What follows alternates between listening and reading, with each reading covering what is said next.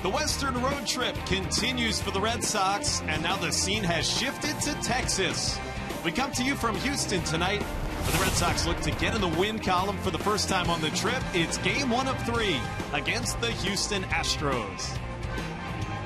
And welcome to Minute Maid Park and Red Sox baseball. In again tonight for Don Orsillo, I'm Josh Mauer. As always, joined by Jerry Remy. Well, after a winless 4-game series in Anaheim tonight, Jerry, the Red Sox turn to a rookie just up from Pawtucket. Well, Brian Johnson gets to make his Major League debut in a Red Sox uniform tonight. And, of course, if you look at his numbers down at Pawtucket, very respectable 8-6 record, a 2.73 ERA, 26 walks and 81 strikeouts in 85 2/3 innings. And, of course, making his debut for the Boston Red Sox tonight. Now, he was in spring training with the Red Sox. A little bit different than Eduardo Rodriguez. Rodriguez more of a power pitcher. Johnson needs 4 pitches to be effective. He has to keep guys off balance. And the big thing when you're facing the Houston Astros, keep them in the ballpark. You got to keep the ball down in the strike zone because they lead the American League in home runs. Well, it's Johnson against a fellow rookie. Vince Velasquez gets the ball for Houston in game 1 of this all-important series. We'll be back with more as our pregame coverage continues right after this.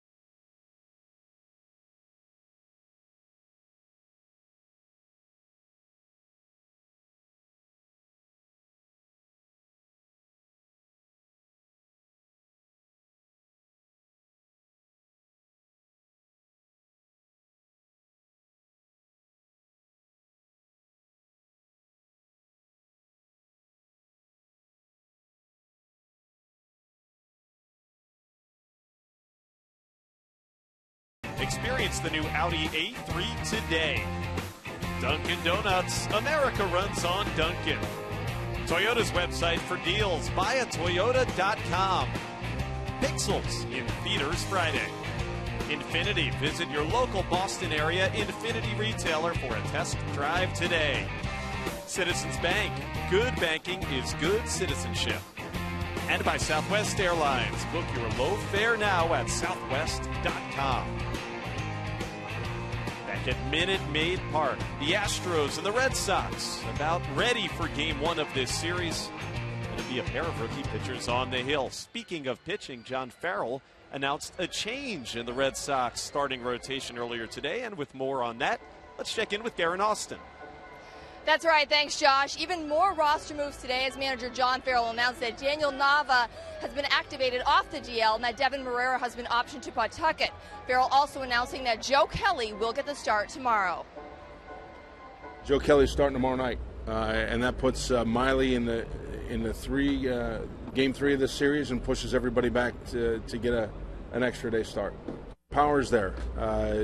There's been last time out almost tale of 2 performances inside of 1 game, where he was dominant in the first couple of innings, then some foul balls, high pitch counts after that. But there's been more of an effort and emphasis on throwing the ball into right-handers and using it at both sides of the plate. So he's on the mound tomorrow night.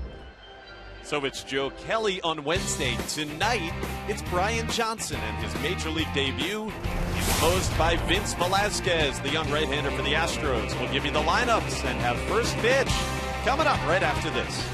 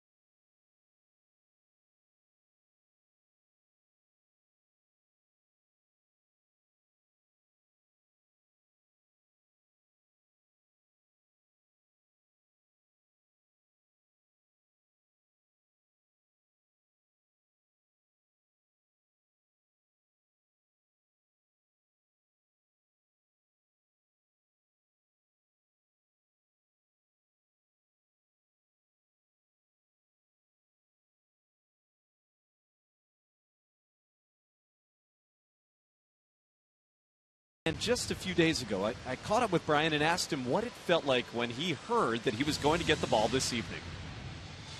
It was awesome. You know, I wasn't really sure when I came back from the All-Star break. All I had known was I was going to be out of the pen. And then Carl and John pulled me aside and told me I'd be starting the first game in Houston. So I was excited and honored.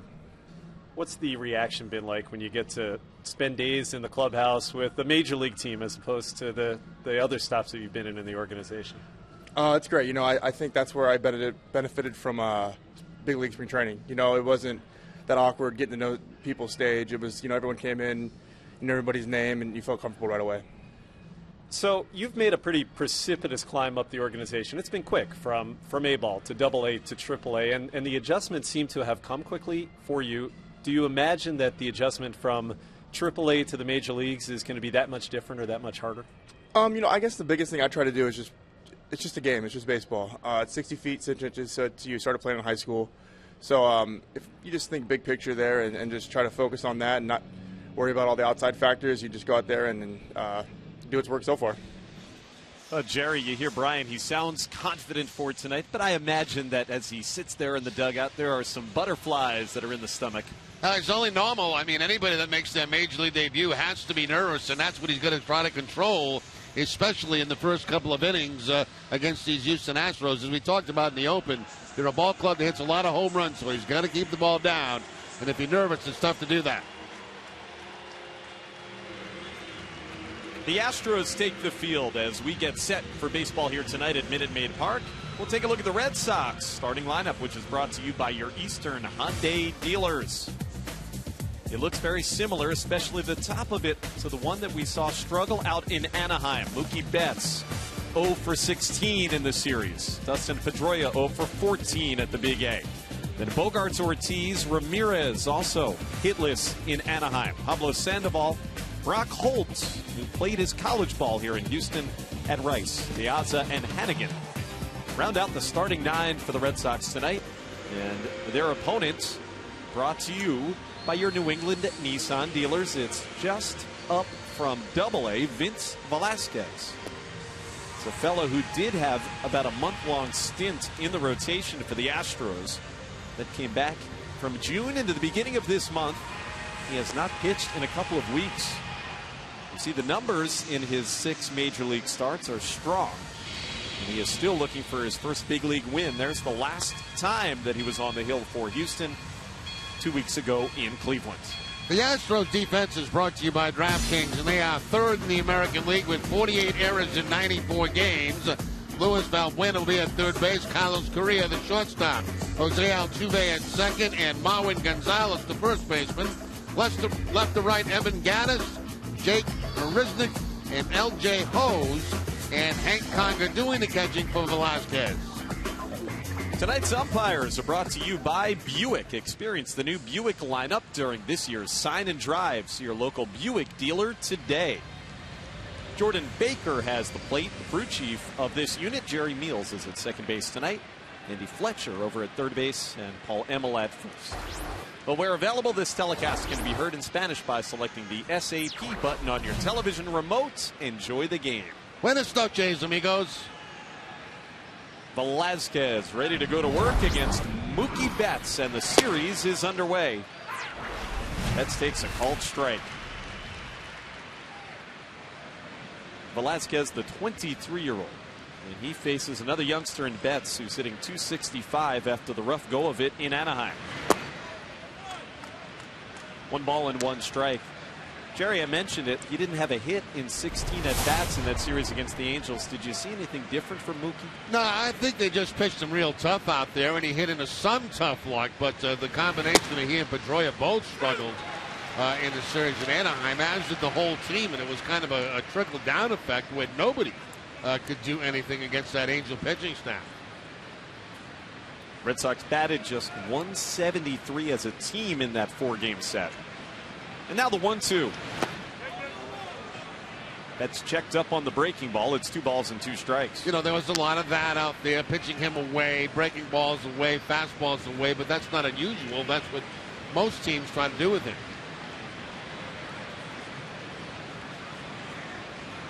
2-2. Well, the 97-mile-an-hour pitch was not close, and the count runs full on Mookie Betts. Pedroia and Bogaerts to follow in the first inning here at Minute Maid Park. And now the payoff. Into center and a play for Jake Marisnick. And on a 3-2 count, Betts is retired to begin the game.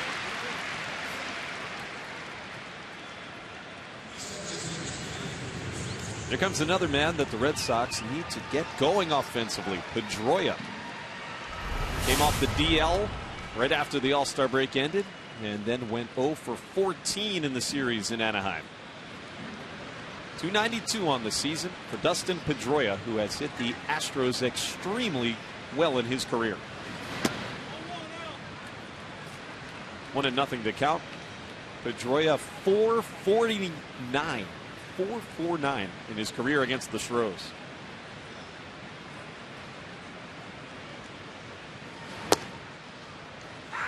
One ball and 1 strike. Did you, Jerry, see any signs of rust from Pedroia in that series in Anaheim? I think so. You know, a couple of pitches that he normally hits on the line, he was hitting fly balls and pop-ups.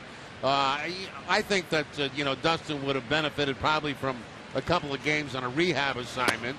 But, you know, some players don't like that. He just doesn't want to be part of that and wants to come back in a big league uniform and fight through it at the major league level. Hopefully now that he's got the weekend under his belt, the timing will come back for him.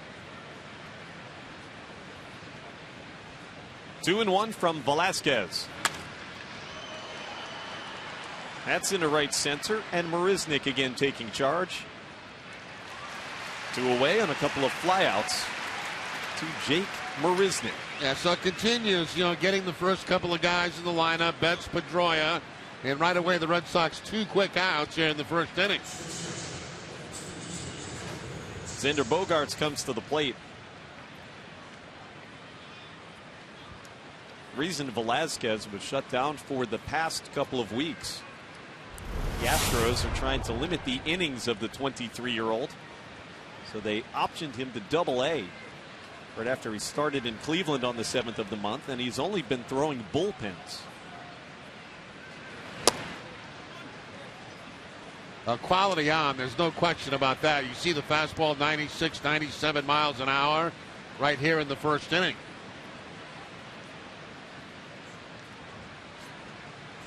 Native of Montclair, California, Vince Velasquez. 1-1 on Bogarts. Now Xander did hit well out of the Big A. He was 6 for 14 in the series. Yeah, 4 for his last 6 also is Xander Bogaerts. He looks at that strike on the outside part of the plate.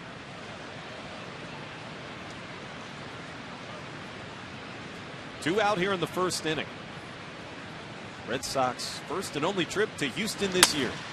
That one up the middle. Altuve has it hit off his glove, and that's going to allow Bogarts to advance to second. Jose Altuve deflecting that one, and he knocked it forward an extra 100 feet or so. And Bogarts should get credit for a double, I guess. I would think so. It's a curveball right here that I think he kicks. He does, right off his foot. And he kicks it out toward left field where everybody was converging on the ground ball. So Bogarts ends up in scoring position with 2 outs. And the Red Sox with a scoring opportunity early. Altuve is one of the better defensive second basemen in the league. And now here's David Ortiz.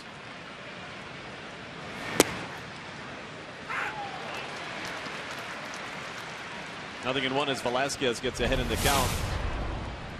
236 average. David hit his 16th home run of the season last night in Anaheim. A 2-run shot that went into the seats in right field.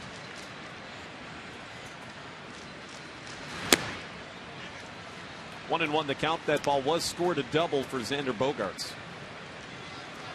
Yeah, I don't think there's anything else they could possibly give him but a double. I mean, you talk about kicking a ball. That's exactly what Altuve did to that and kicked it into left field.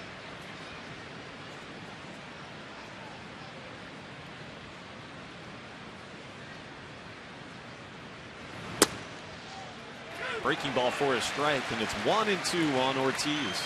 Take one more look at that play by Altuve. Trying to get it with his glove, but does not reach it with his glove and reaches it with his foot or ankle. That works if you're playing soccer, I suppose. Yes, it was a very nice pass to his forward. 1-2 on Ortiz. And David able to stay alive. Good crowd filing in on a Tuesday night in Houston. The attendance has crept up significantly from recent years, with the Astros in contention this year. They entered the series second place in the American League West, only 2 games behind the Red Hot Angels. This is one of the best home teams in baseball. Ortiz, he tried to check, and he did. Andy Fletcher says no swing on the appeal. It's 2-2. Very close, and it's very tough for a guy that's a power hitter to check his swing. And that time Ortiz was able to do that. Gets another chance. Looking to deliver a 2-out RBI hit in the first.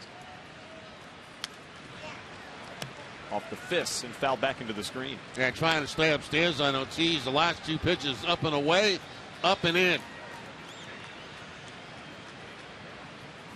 Hanley Ramirez on deck. The last pitch to Ortiz, a fastball inside, really jammed Ortiz, but fortunate to get the bat on it and foul it off.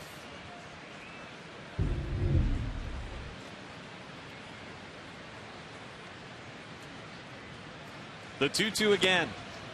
And it's a full count as Velasquez changed speeds. Change up that time at 87 miles an hour. So we've seen the fastball, we've seen the curveball, slider, and now the change.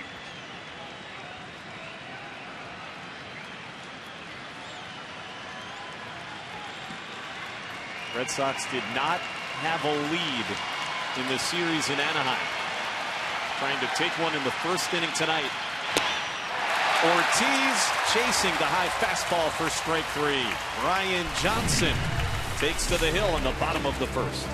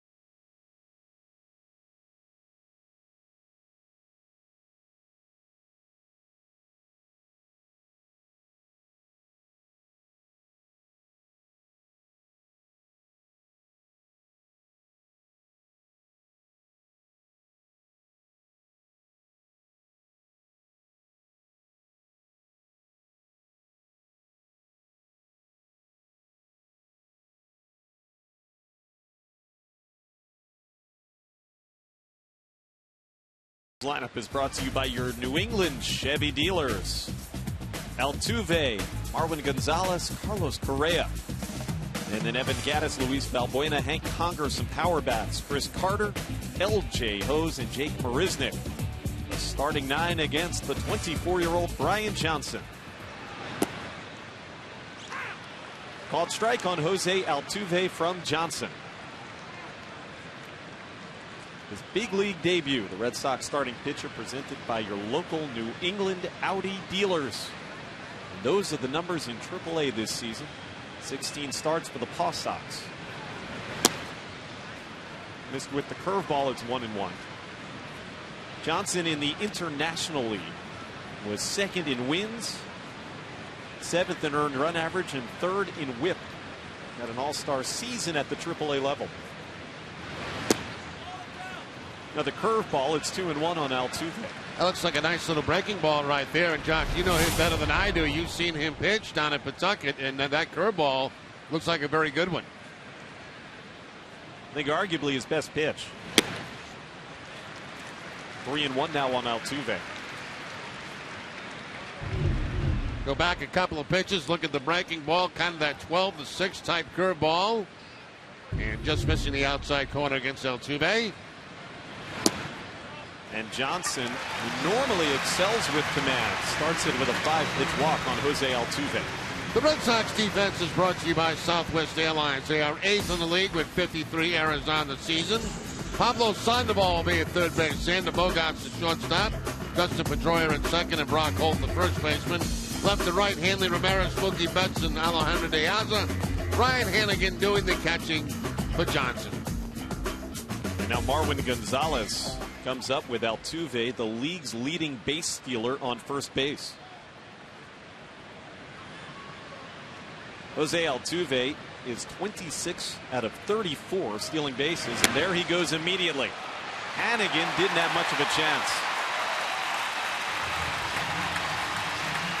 Well, they must have had videotape on watching Brian Johnson, because it took him an awful long time to get that ball home.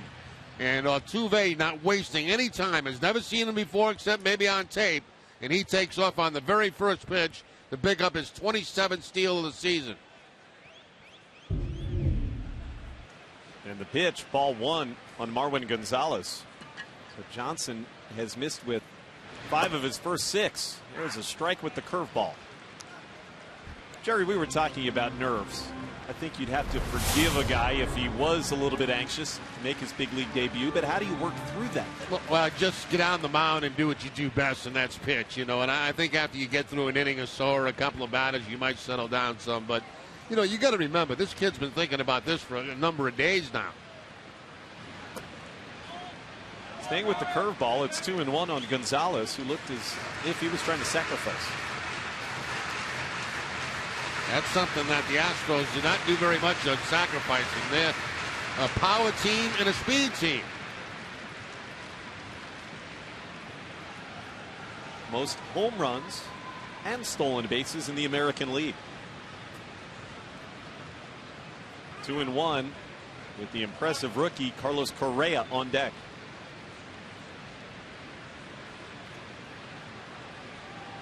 Gonzalez hitting .255 on the season.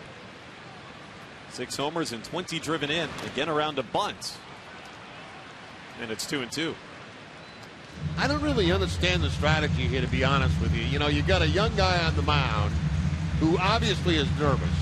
Why give him a free out in the first inning? I say swing the bat and try to have some kind of a big inning right out of the chute while you got a young pitcher out there who's struggling with his nerves. I would give him a free out. A.J. Hinch, first-year manager for the Astros. He's done a fantastic job. Houston 51-43 entering play. 2-2. No bunt, and Gonzalez lines a base hit. Altuve held at third as Betts got to it quickly. And the Astros have him on the corners with nobody out. Now he gets on top of a high fastball here and shoots it into center field for the base hit. That ball up and out of the strike zone, but still Gonzalez able to get the hands above the baseball and put it on a line in the center field. Good job by Mookie Betts charging that ball. That's going to hold Altuve at third base. That's what I'm talking about there. I mean, why give him a free out? Just swing the bat and see what happens here in the first inning. And now Johnson must deal with the 20-year-old phenom, Carlos Correa. Those are his numbers in just over a month in the major leagues. Curveball for strike one. Correa bursting onto the national scene. He was the American League's Rookie of the Month in June. And already 8 home runs in his first 35 games.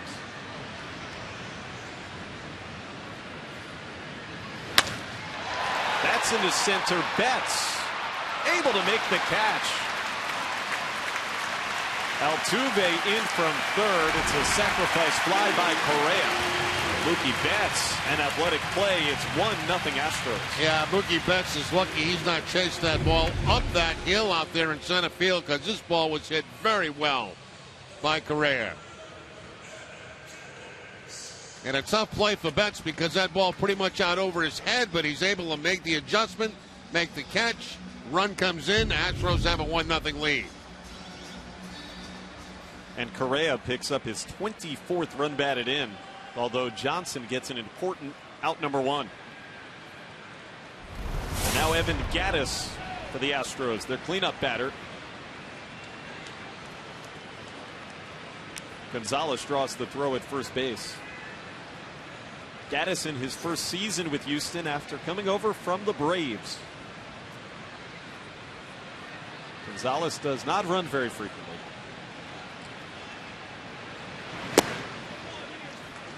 As a fastball, it's 1-0. Johnson will throw a bit of a cutter. Slider, changeup, curveball in addition to the fastball. First round pick by the Red Sox in 2012. It's 2-0 on Evan Gattis.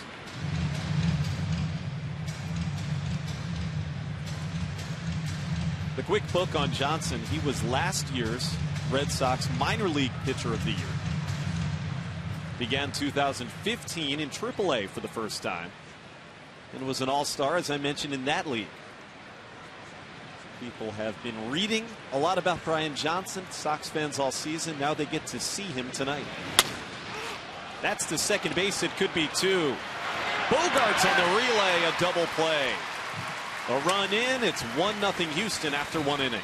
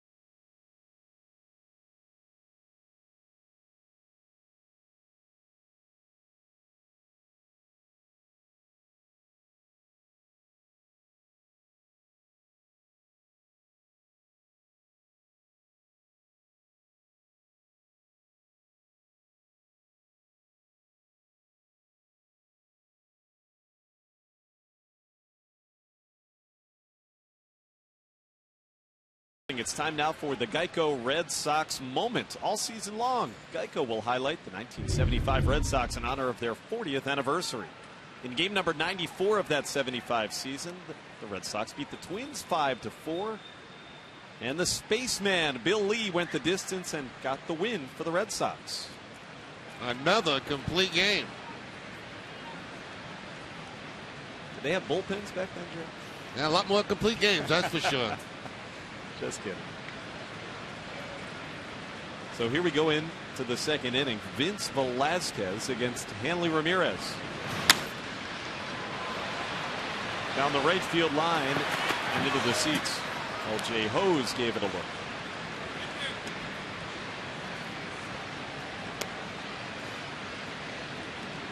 Pablo Sandoval and Brock Holt to follow. Velasquez gave up a double to Bogarts in the first inning. Stranded him by striking out David Ortiz.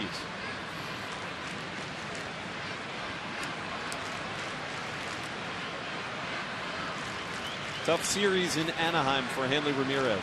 Hitless in 14 at-bats. He dropped his average on the season to 261.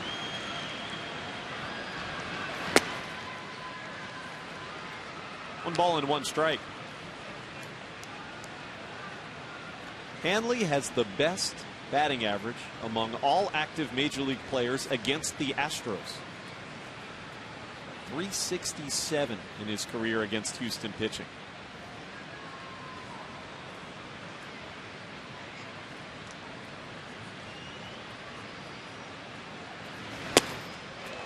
Chased a high fastball. His helmet flops off. 1-2.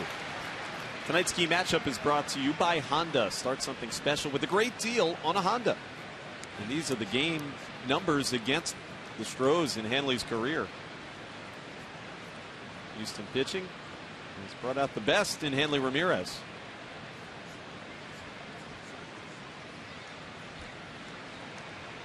Velasquez 1-2. Tried to elevate again, and that time Hanley was not chasing. That's three pitches to Ramirez that have been up high and off the plate. See the second, third, now fourth pitch up on Ramirez after the first pitch was on the inside part of the plate. 2-2. Good fastball. Ramirez is starting, and that is the second strikeout for Vince Velasquez. Tune in August 18th and 19th to Nesson for coverage of the WEEI Nesson Jimmy Fund Telethon, presented by Arbella Insurance Foundation. Arbella Insurance Foundation, here for the Jimmy Fund, here for good.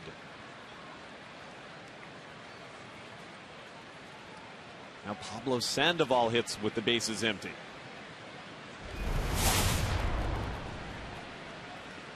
.266 on the year. Sandoval can't catch up to that good fastball. You can see Jerry early. These hitters are having a problem timing that up. Yeah, it's got very good velocity, late life on it.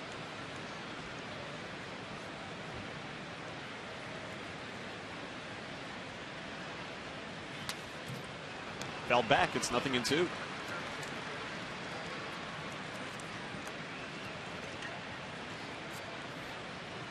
Sandoval had 4 hits in the 4 games in Anaheim.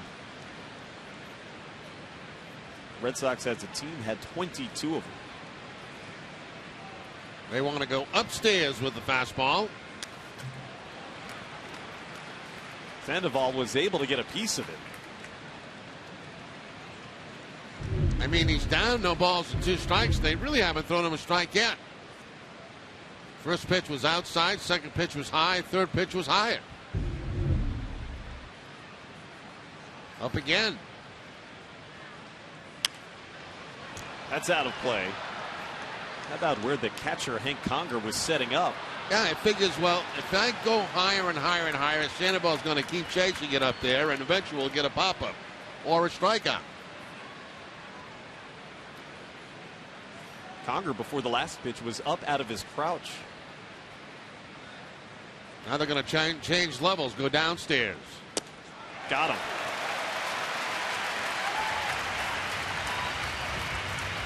Third straight strikeout for Velasquez. Changed the levels, they did. Well, they start him with a fastball that's going to be away that he swings at, not a strike. Then a fastball up in the zone, probably not a strike. They go even higher. He fouls it off. Up again, a fastball. And then they're going to change the level on him. They're going to go downstairs with the breaking ball to pick up the strikeout. Here's Brock Holtz. 2 out in the second. The Red Sox all-star representative only started 1 of the 4 games against the Angels. 3 left-handed pitchers for Anaheim had Brock on the bench. It's 0-2. Holt grew up in the state of Texas. He played his college baseball right here in Houston at Rice. .286 on the year for Brock Holt, who's playing first base again tonight. Second time on the road trip. Now the 0-2. What an impressive inning for Vince Velasquez. He strikes out the side. Brian Johnson back to work.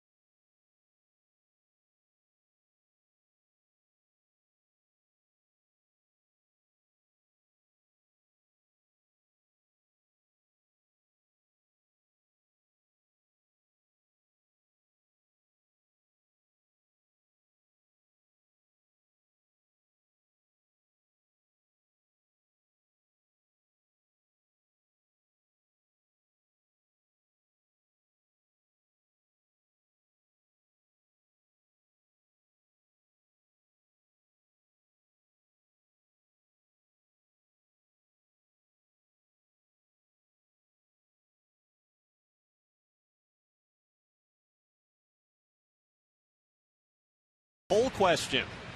Will you miss Towles Hill? A little background on that. They're going to remove that center field hill after this season. Text 1 for yes, text 2 for no. Text your answer to 536-536. Message and data rates may apply. One message per vote. Visit NESN.com/terms for terms and conditions and privacy policy. I'm going to vote that I'm not going to miss it. I don't know why it's there anyway. I mean, it doesn't really make any sense, right, to have an outfielder going back that far and have to run uphill to make a play. 436 to center field. And they've got that flagpole that is left in the field of play. The flagpole on the far left of the hill. Luis Valbuena leading off the second against Brian Johnson. It's going to be a $15 million renovation project that the Astros are going to perform to Minute Maid Park following the season, and the removal of that famous, or maybe more so infamous, Towles Hill is going to be a big part of that. $15 million just to get rid of the hill? And some other things. They've got to be doing other stuff, right? Because, I mean, I'll do that myself for $15 million. I will come in here and dig that hill out for $15 million myself. Matter of fact, I'll do it for less than $15 million. I'll do it for $10 million. You might be able to find a store where we could buy some shovels. 2-2. On the ground to first and Holtz. Valbuena is retired. Well, the MLB.TV Premium is the #1 live streaming sports service. Watch every out-of-market game live or on demand in true HD on over 400 mobile and connected devices. Visit MLB.TV for details. Hank Conger coming up. I did inquire. They said they're also going to be building an escalator out there past the fence. A few other cosmetic changes. Center field area. Yeah, it seems like they'd be, for $15 million, they'd be doing a lot more than just removing that hill. So we'll see next year when we come back what the changes are. Well, landscaping these days, it's not cheap. I guess not. Conger came over from the Angels in the offseason. It's a ball and 2 strikes. Johnson gets ahead in the count. What we've seen from Johnson early, Jerry, is a heavy dose of his curveball. The 1-2. It was the 4-seam fastball that missed outside. It's 2-2.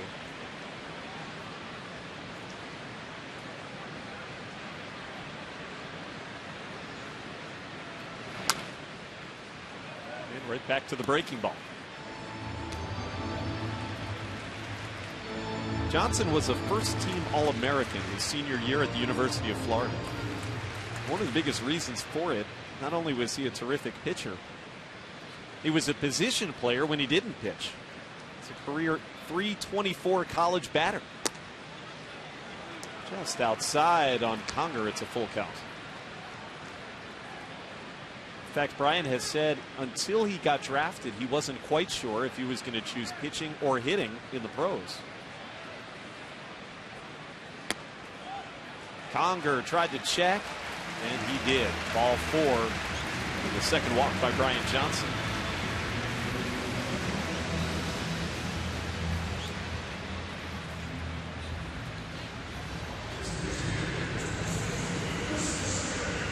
Big guy, frame at 6'3", 225.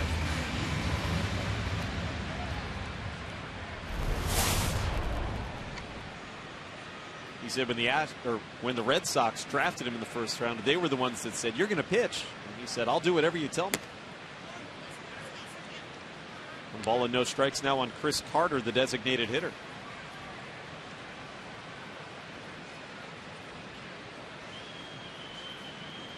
Carter missed a couple of games with an ankle injury over the weekend for the Astros.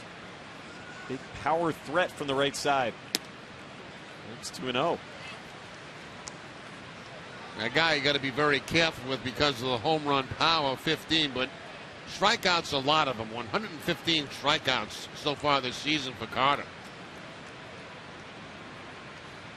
He's hit 100 home runs exactly in his limited big league career, parts of 6 seasons.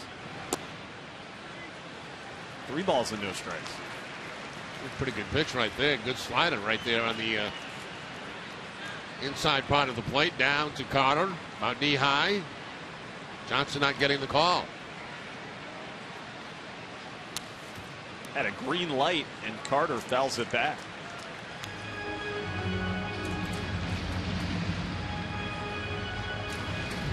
They turned him loose 3-0.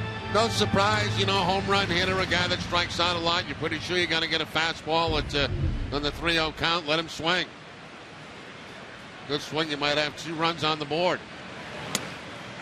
And that one not close. Back-to-back walks with 1 out. Conger, then Carter. 3 total from Johnson, who gets a visit there from his catcher, his third baseman, and really the whole left side of the infield. Attention, Red Sox Nation. There's a reason why the Boston Red Sox and the rest of America run on Dunkin'. It's because our coffee is consistently smooth and delicious. Dunkin' Donuts coffee started right here in Boston as the #1 coffee in New England. So when you want the best coffee in town, there's only one choice: Dunkin' Donuts. The Boston Red Sox run on Dunkin'.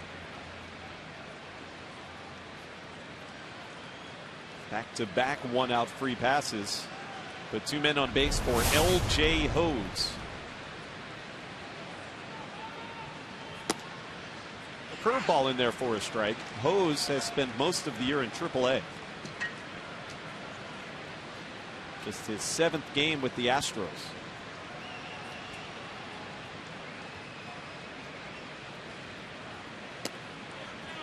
That curveball was close. It's 1-1.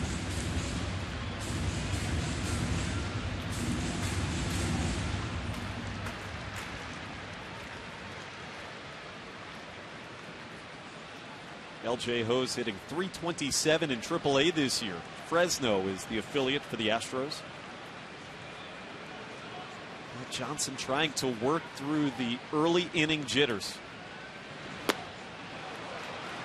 1-2. 3 straight curveballs from Johnson, and great confidence in that pitch for him. And it's a pitch that I like very much. It's got a lot of break to it. Starts it high, it finishes low.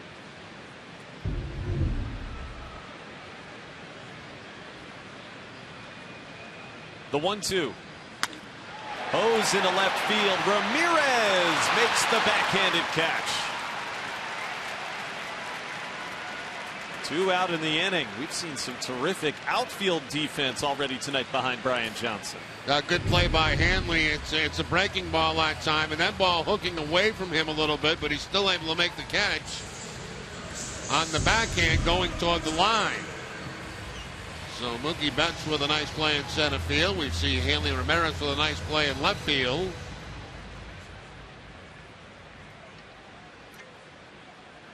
Two out in the inning. And now it's the #9 hitter, Jake Marisnick. 1 ball and no strikes. Marisnick, a .234 hitter this season.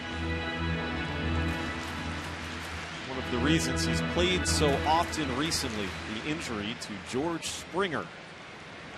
New England native, a great young outfielder for the Astros. Again, the curveball, it's 1-1.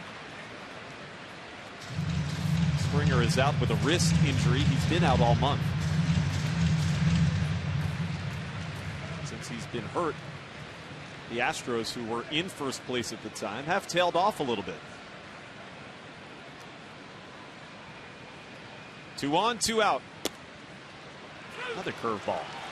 I can tell Hannigan likes the curveball too, because he's not afraid to put down the #2, which is generally the sign for the curveball. He's been calling a lot of them. Looked like he just called another. No. Fastball there.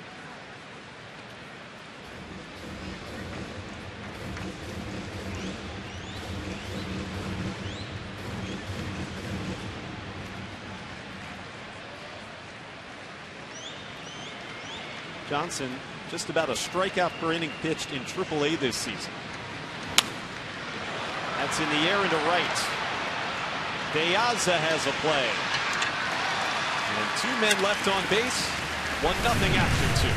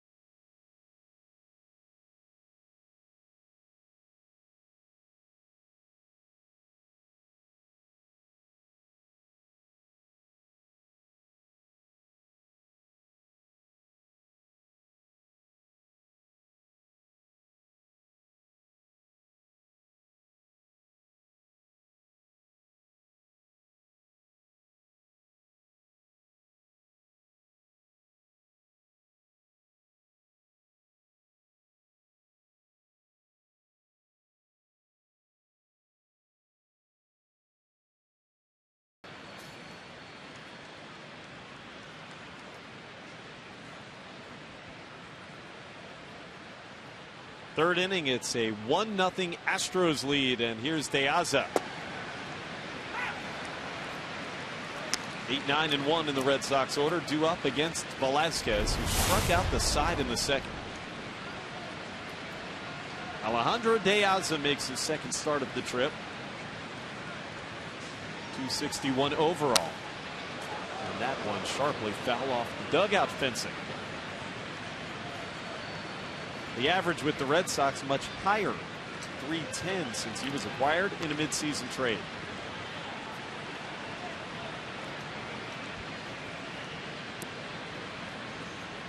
Along with Jerry Remy, I'm Josh Mauer, again in for Don Orsillo tonight. Game 1 of a 3-game series in Houston. That's into right field, a base hit for Alejandro De Aza. And on a 2-strike pitch, he deposits the second hit of the game for Boston. Yeah, it looked like it might have been a changeup that time on the 2-strike pitch. That was staying out over the plate. De Aza pulling it to right field for the base hit. So the Red Sox have the leadoff man on here in the third inning with Hannigan coming to the plate. Another look right here. Looks like an off-speed pitch, 89 miles an hour, dipping down and away. That time from De Aza. And here is Hannigan batting .214.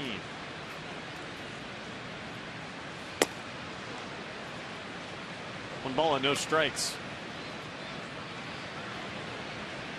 Important series. Red Sox have now lost 5 consecutive games. They've fallen 9 games behind the Yankees in that American League East race. They're getting closer and closer by the day to the trade deadline. Hannigan rips one to the left. That ball rolls to the fence, being held at third is De Aza. It's a double for Ryan Hannigan, and the Red Sox with a big-time threat in the third inning. Now, most of the hits we've seen Hannigan get since he's been back in the Red Sox lineup have been to the opposite field. This time he gets the fastball in and is able to hook the ball and pull it past Gaddis out there in left field. So a nice little second and third with nobody out for the Red Sox. See if they can do something here, get some runs on the board. And the top of the order due up. Here's Mookie Betts. Tying run at third, go ahead run at second. Infield back with the exception of the first baseman Gonzalez. He's in on the grass. So any ball hit to him or the pitcher, you may have to stay at third base if you're De Aza. Mookie Betts flew to center in the game opening at bat.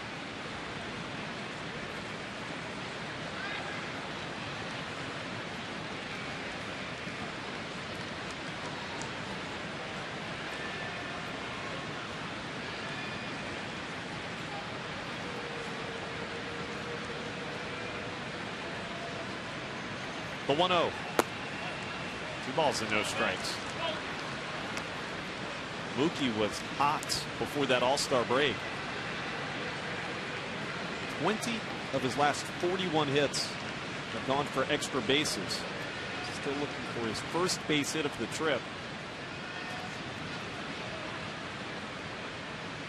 And ahead 2-0 as Velasquez steps off the rubber. DraftKings.com is paying out over $300 million this baseball season. DraftKings has given out $34 million to Boston residents alone since the site launched. Get your free entry into a one-day fantasy baseball contest today using the promo code NESSN.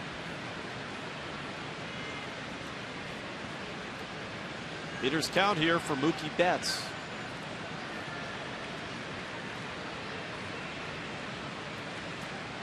Vince Velasquez now is ready to work.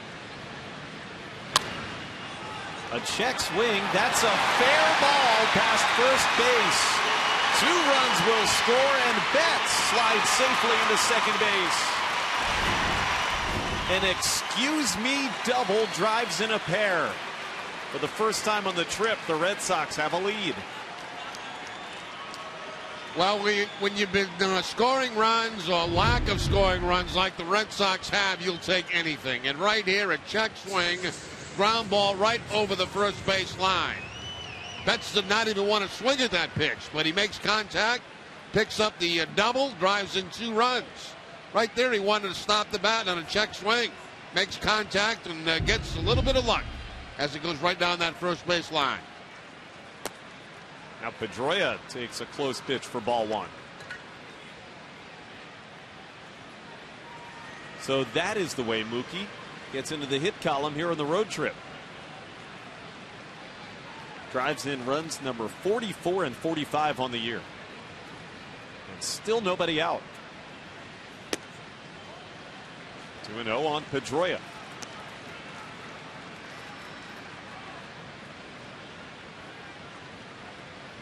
Three consecutive hits to begin the third, the last 2 of which have been doubles. For a Red Sox team that did not get very many extra base hits the 4 games in Anaheim. That is crushed to left, but foul.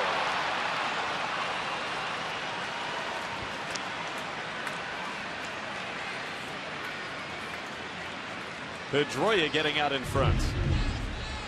Yeah, nice to see Pedroia be out in front of a pitch instead of being behind it like he has been in that Anaheim series.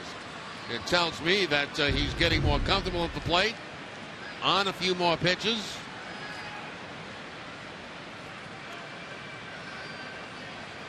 The 2-1.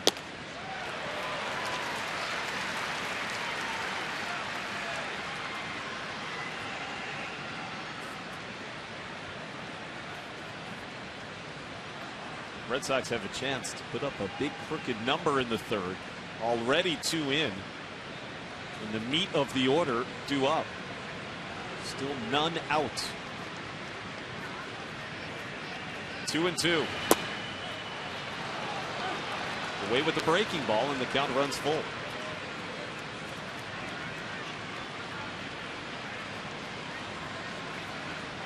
Red Sox hottest hitter, Xander Bogaerts, is on deck.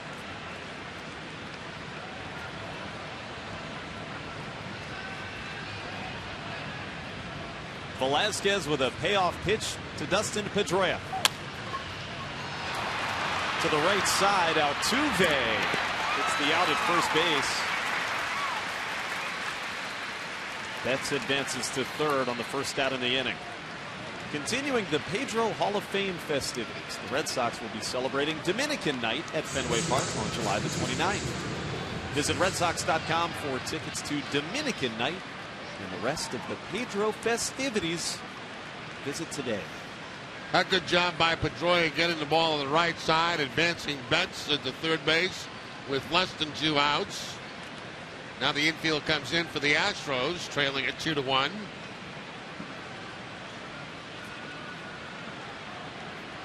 Bogarts doubled off the foot of the second baseman Altuve in the first.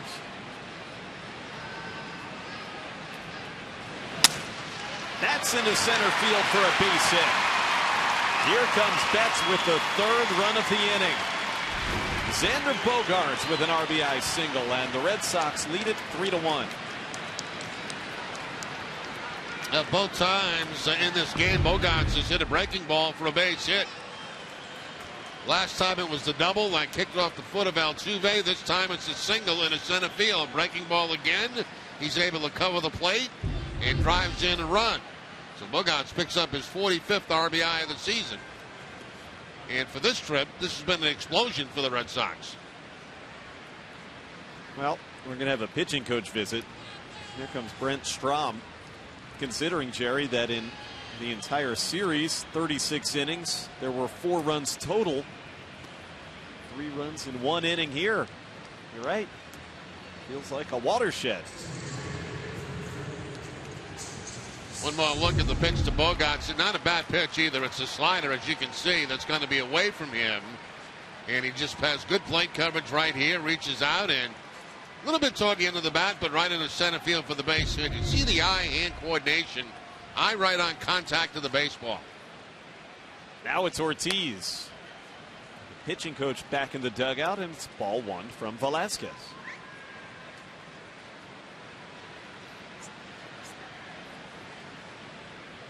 Bogaerts has now driven in 45. It ties him with Betts and with this man. 1 ball and 1 strike.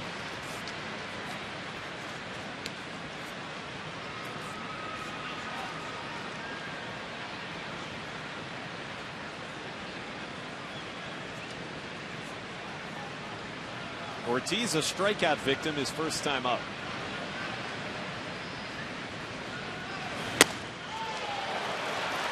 Velasquez up the ladder. Ortiz unhappy with himself. It's 1-2. That's certainly what they want to do with David Ortiz, to his hope that he chases pitches that are up in the zone. They want to go fastballs up in that area and hope that Ortiz chases them.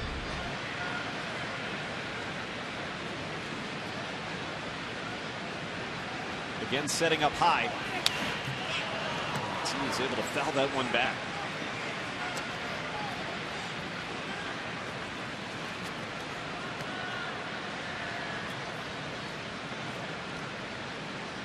Single, double, double, ground out, single. 4 of the first 5 men to come to the plate in the inning have hits for the Red Sox. Bogaerts leads from first. Ortiz demolishes it into center, but it'll stay in the park. It is deep out there. And Marisnik makes the catch. Deepest center field in the game, and Ortiz hits a long out, number 2. That sounded good off contact, but just kind of died out in center field. You see Bogaerts go back to tag up at first base, but he realized the ball's going to be caught. It's a good thing he didn't go to second base, because the throw from Marisnik was right on the money at second base.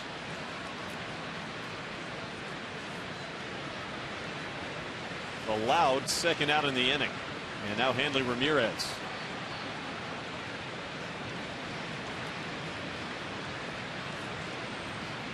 Hanley struck out back in the second.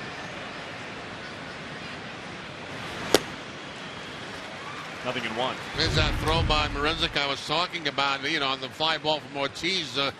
Good job by Bogaerts tagging up, and then you have to make a read. Can I beat the throw to second base? And it's a good thing he didn't go, because he would have been out.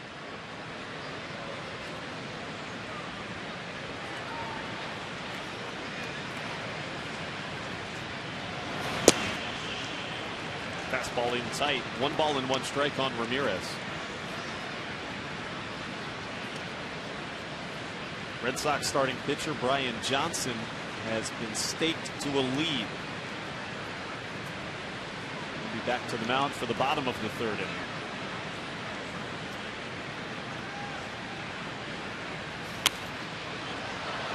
Out of play, 1 ball, 2 strikes.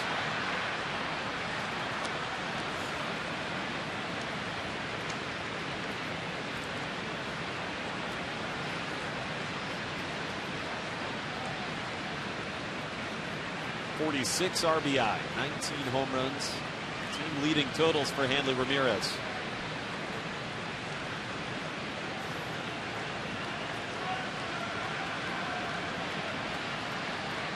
Velasquez with a 1-2. It might not have been as high up as Velasquez and the catcher Conger wanted it to be. Stays alive at a ball and 2 strikes.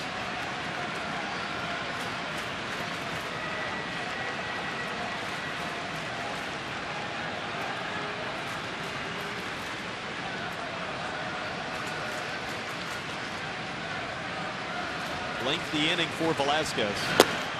He ends it with a strikeout of Hanley Ramirez, but 3 runs have scored. It's 3-1 Red Sox.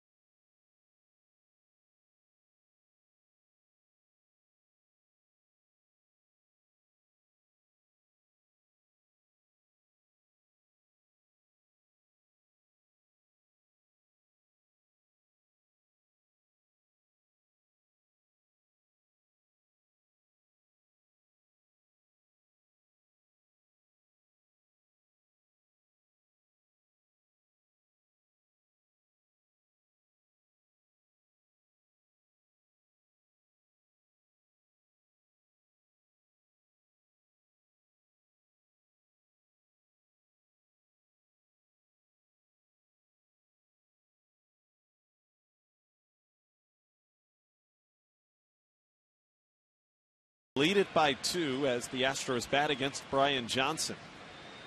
Top of the order, Altuve, Gonzalez, and Correa due up. A ball 1 on Jose Altuve, who walked and scored the Astros run back in the 1st.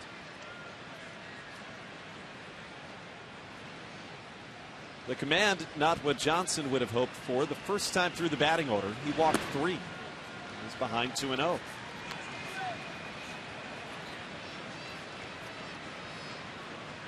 We have talked about potential nerves during a major league debut. Johnson also hasn't pitched in a very long time. Got that straight call. In fact, last time he pitched was 15 days ago in a game.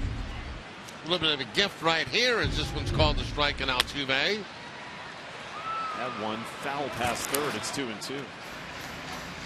That's a bad combination, right? A long time off and not making, and then making a major league debut. A lot becomes involved there with the rust from not pitching and the nerves from making your first appearance at the major league level. Altuve hits it up and out of play. One thing I thought was interesting in what he said to you in your interview with him is the fact that it wasn't that strange coming to a big league clubhouse because he was in spring training with the Red Sox and he knew just about everybody. And that does make it a little bit easier when you come back up. Curveball is high. It's 3-2. How important is having familiarity with teammates? I think it's important. You know, when you walk into a room, you don't know anybody. You know what an uncomfortable feeling that is. That's a big curveball. Yes, it is, and it's Brian Johnson's first big league strikeout. Let's check in with Garen Austin. Hey, Garen. Thanks, Josh. You know, Brian Johnson said he was so excited to make his debut, and when he first heard that he was going to be making his start, he texted his mom and his dad, and then his brother, his cousin, and his best friends all flew in tonight to watch him and cheer him on. Johnson also told me that Wade Miley gave him a little bit of advice. He said, don't try to reinvent the wheel. Do what got you here. That's what will keep you in this game. Josh, back to you. Thank you, Garen. Good to have some family support as well.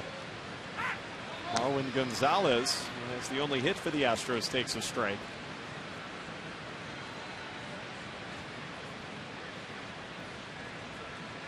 Staying a lot with that curveball.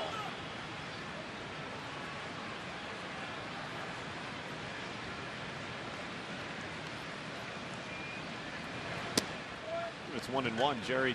Garen mentioned that Brian was getting advice from Wade Miley. That's probably a good guy to talk to because they're similar type pitchers. Somewhat, yes. But I think you know any veteran would tell a young player, you know, look, just do the same thing you did in AAA. It's the same game. It's a different level, obviously. But you know, be yourself. Don't try to be something that you're not. And use the pitches you use down at the minor league level to see if you can have success with them at the big league level. You can't change things right out of the chute. And that's the same thing for a pitcher, position player, anybody that comes up.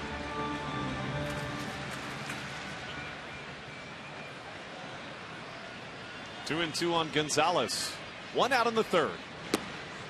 Another good curveball. Back-to-back strikeouts. I'll tell you what, I like that curveball a lot. And you know, I saw it in spring training, and I felt that was his strength. But, of course, you don't see a lot of it in spring training. You have to see it through the course of the season. And I don't have any doubt right now that is the best pitch that he has is that curveball. And he's using it very well. Hannigan's calling it quite a bit, and he's getting some outs with it. And the family and friend cheering section loves it. Two out, and here is Carlos Correa. Drove in the Astros run with a deep sacrifice fly back in the first.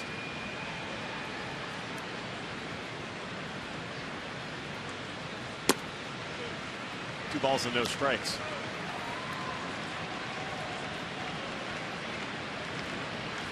Johnson is a very quick worker.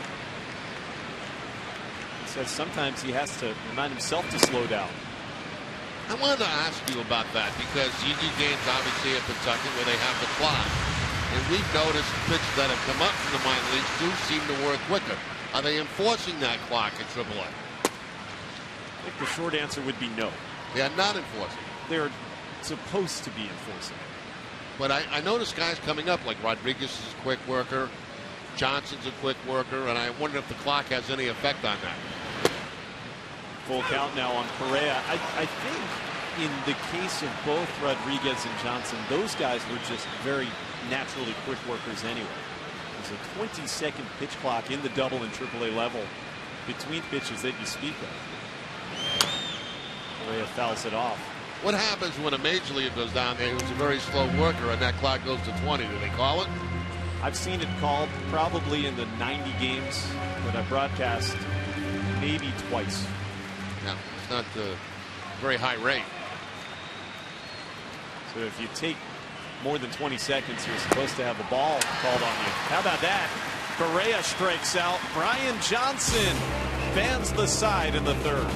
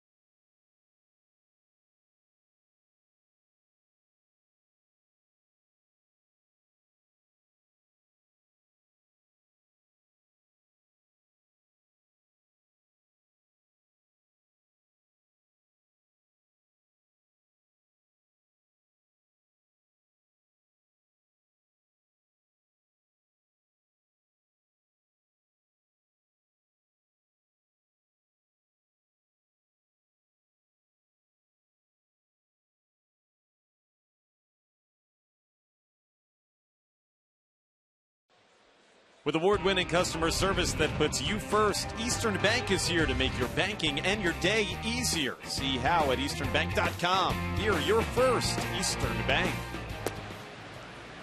Strike one on Pablo Sandoval as the Red Sox hold a 3-1 lead into the fourth. Sandoval, Holt, and De Aza due up against Vince Velasquez. That's foul past third, and it's 0-2. Well, the Red Sox did something unusual today. Traveled here the day of the game from Anaheim. They played, of course, that day-night doubleheader yesterday. And sleep experts say that coming back east, this was the best way to do it instead of getting in at 7 o'clock this morning. A play for the shortstop, Correa. One away. Nesson is proud to support the National Suit Drive in July. When you make a donation of gently used professional clothing at any Men's Warehouse location, you help unemployed men and women look their best as they re-enter the workforce. Learn more at nationalsuitdrive.com. Well, how did your body clock react to I don't know yet. You know, it was still going on fumes, right? I mean, we did the day-night doubleheader yesterday. We a very short sleep last night. You get up, you fly here, you get off the plane, and you come right to the ballpark to play. And so I don't know how that's going to work. We'll see in the next couple of days. And we're doing it again, going back to Boston from Houston. It's kind of different because most of the time the team travels after the game regardless. And if you get in at 5 in the morning, you get in at 5 in the morning. We've been in these same suits since 6 o'clock this morning when we had a wake-up call. Still looking pretty sharp. I was thinking about sleeping in mine. You might as well. You might as well try it tonight. It was a long day, though. 2-1 to count. So the thought being essentially that for these players, the better course of action would be sleep in a hotel in Anaheim, wake up early today, and then travel straight to a game. Somebody thinks that, yeah. In the left by Holt. Gaddis, it's over his head, and that ball hits the base of the fence. Brock Holt slides into second base with a one-out double. Gaddis looked like he was at Fenway Park trying to figure out the left field wall. It's very similar here in left field as it is at Fenway. Not as high of a wall, but very shallow out there, and you can see Gaddis not sure, very unsure of where that ball was going to hit. By the time he goes to second base, not in time. But getting back to that sleep thing, yeah, usually, like if we had left last night, you'd probably get in here this morning about 6:30, probably to bed about 7, so you sleep at 7 to noon, get up, come to the ballpark, and this way, I don't know. You know, like last night you get 5 or 6 hours sleep and you get up and you do all this we did today. I don't know what's better. We'll find out. De Aza takes a letter high strike.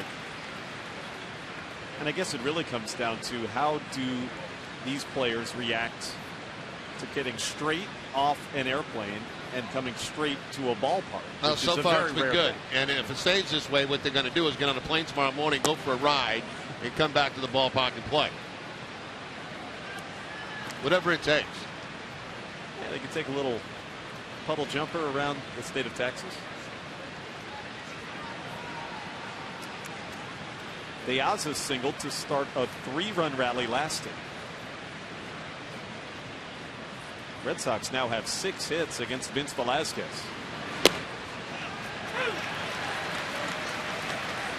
One and two.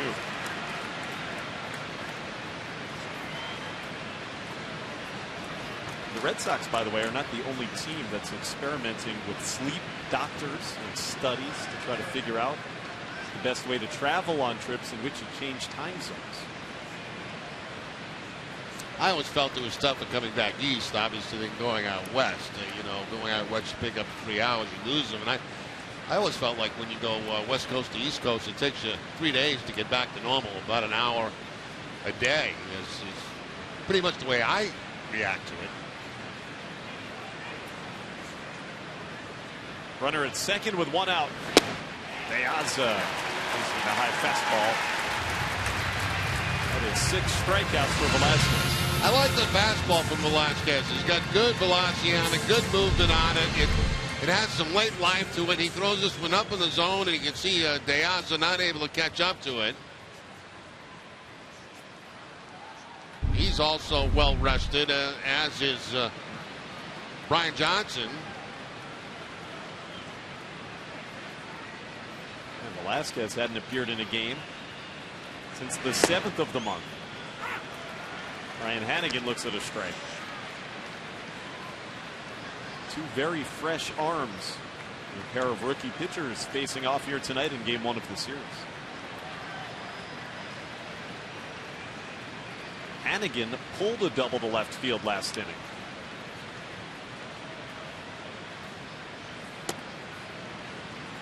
One and one just to finish the thought on the travel. San Francisco Giants last month actually played a night game in New York City and then woke up the next morning, flew home across the country and played a game at home in San Francisco the next night.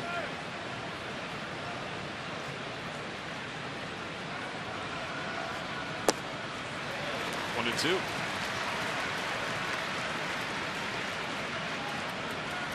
Whatever gives you an edge, teams will try it.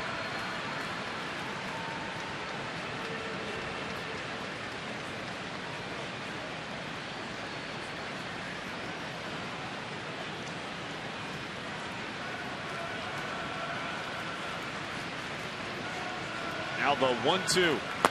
Hannigan chases the breaking ball. Holt doubles but is stranded as we move to the bottom of the 4th.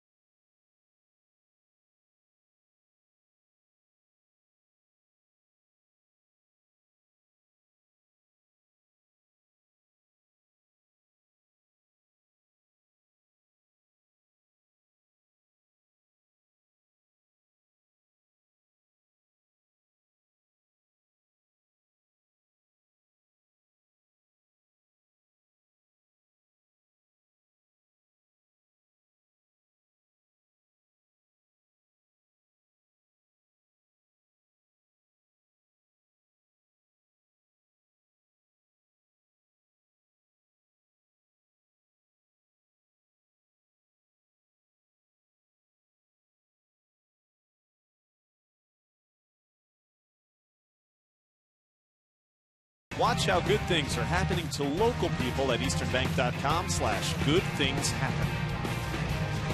It's a great third inning, Jerry, for Brian Johnson, who's back to the hill. Yeah, it sure was. 3 strikeouts in a row, and all 3 coming on the curveball. First, Altuve on a breaking ball away.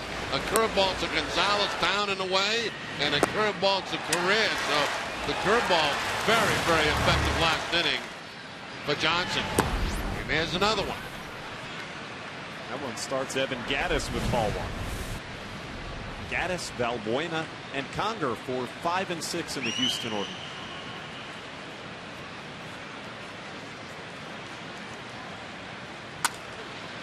To third, and Pablo Sandoval. One away here in the 4th inning. For every Red Sox game that goes into extra innings or the Sox get a save, CVS Pharmacy will make a donation to Children's Hospital towards a $25,000 commitment once again this season. CVS Pharmacy is the official pharmacy of the Boston Red Sox.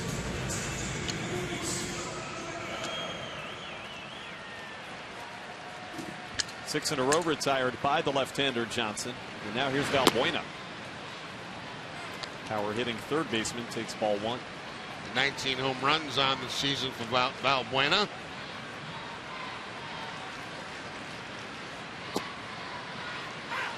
One ball and 1 strike.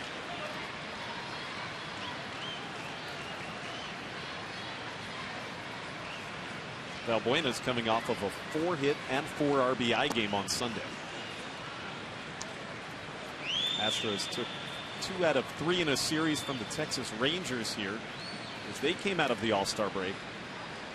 Gone into the break on a 6-game losing streak. Curve ball again. That was a nice slow one from Johnson. 2-2.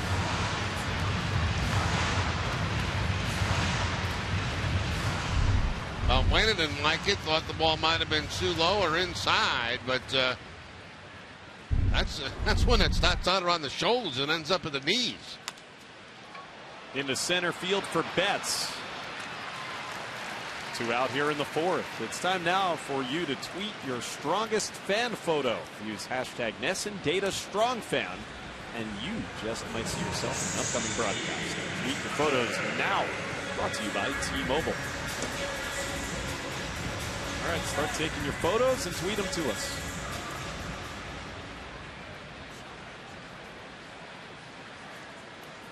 Now Hank Conger, the catcher, as Johnson tries for his 2nd consecutive 1-2-3 inning. One of the 3 early walks that Johnson issued went to Conger back in the 2nd. One ball and 1 strike.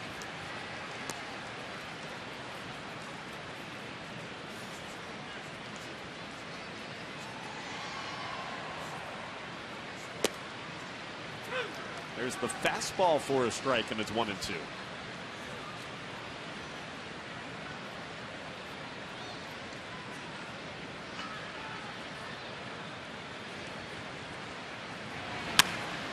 Into left field, right at Ramirez. It knuckled on him, but Hanley made the catch. Not how he drew it up, huh? We go to the 5th inning.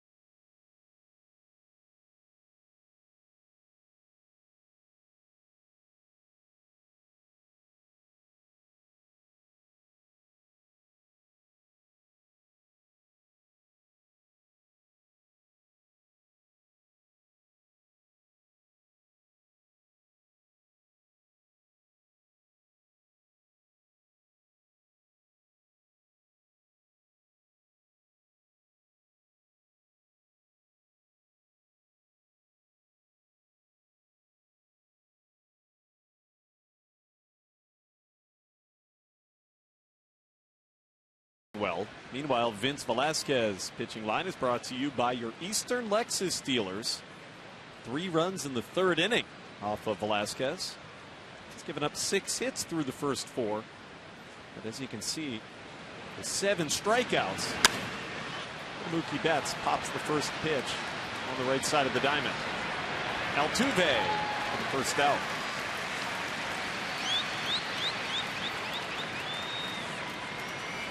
For every Red Sox hit in July, Echo Store Technologies will donate $50 to the Massachusetts Down Syndrome Congress. Echo Store is proud to ensure that individuals with Down syndrome feel valued. To learn more, visit echostore.com. Echo Store Technologies, your data center solutions provider. Mookie Betts now 1 for 3. Here's Dustin Pedroia taking ball 1. I'm Josh Mauer, in for Don Orsillo again this series. Jerry Remy alongside. Red Sox trying to snap the 5-game skid. Pedroia lashes a foul. That's a couple he's hit hard down that left field line today, but both have been in foul territory. One more of a fly ball, that time a line drive. And Evan Gattis having a little trouble getting the fan the baseball as a souvenir.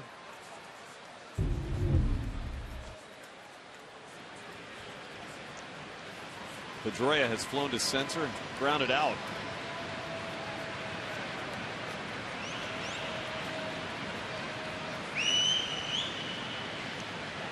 And now the 1-1 to him.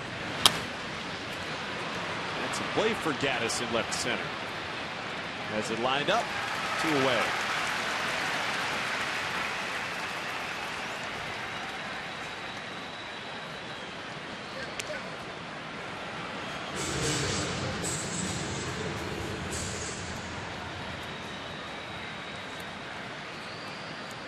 Well, Xander Bogaerts bats. He continues to swing a red hot stick. RBI single capped the 3-run rally in the 3rd.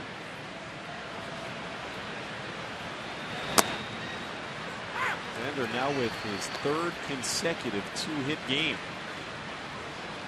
Collected a pair in each end of yesterday's doubleheader.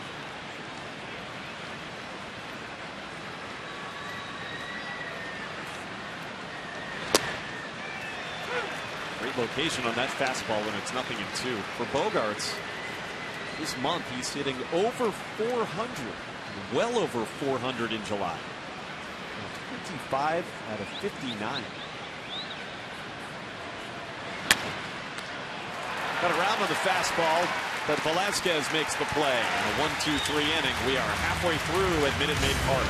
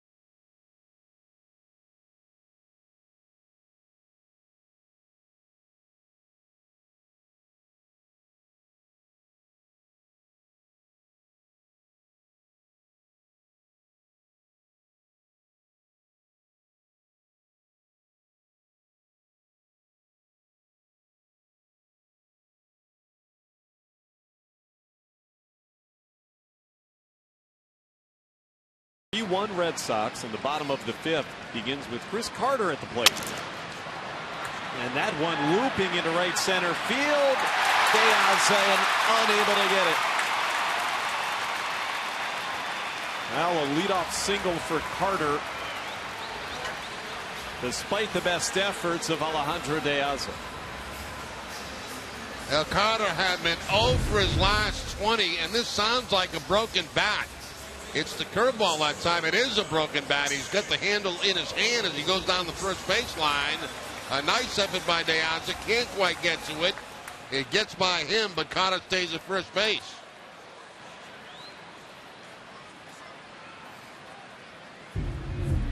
Laid his body out, couldn't get a glove on it. And now L.J. Hose takes strike one. That was just the second hit allowed by Brian Johnson. Hanley Ramirez made the catch on Hose line drive back in the second inning. 1-1. Johnson had retired 8 consecutive batters before that hit by Carter.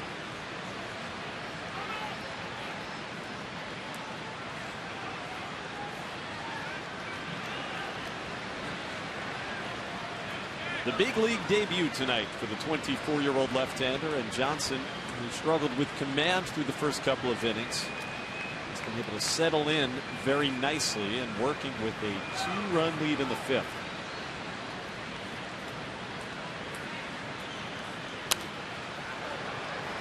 The ball and 2 strikes on L.J. Hose.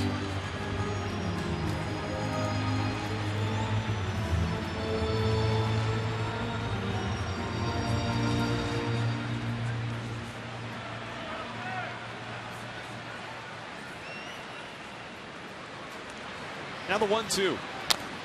Back to the curveball, and it's beaten foul. I'll say one thing. I'm glad they got a roof on this place because it is hot and it is humid outside. We found that out coming off the plane this afternoon when we got to the ballpark.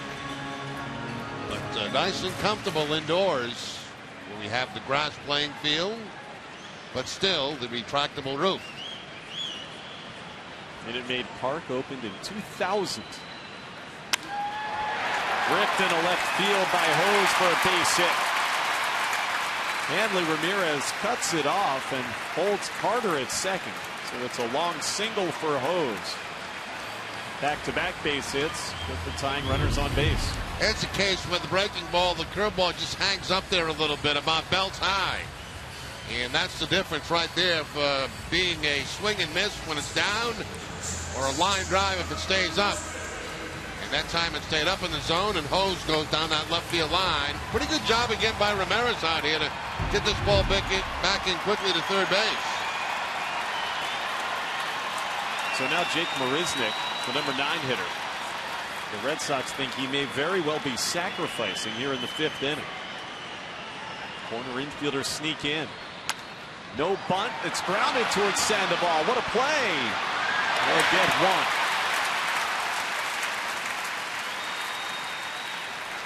That was not easy for Pablo Sandoval because of where he was positioned. Yeah, really, he had no other option but to go to second base and try to turn a double play that way. The ground ball to third base. Sandoval has to dive for it. There's Pedroia coming off the back toward the outfield side that's going to make the throw a little bit longer, and that could be the difference at first base. One thing about ground balls to third baseman, for second baseman have to be real flexible on where they're going to be going. In front of the bag, across the bag, behind the bag. You just don't know where their throws are going to be. Shortstops are a different story because a lot of times they're going toward the bag and you can come across it because you know that ball's going to be in front of it. Well, that fielder's choice leaves him on the corners for Jose Altuve. A walk and a strikeout tonight. And it's 0-1. Coming up after the 3rd out of this inning, we'll have stats, facts, and fantasy numbers from around Major League Baseball. Comes up after this 5th inning completes.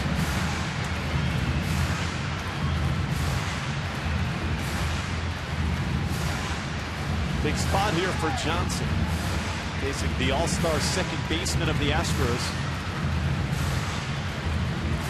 And the bullpen for the first time tonight, beginning to heat up with Justin Masterson.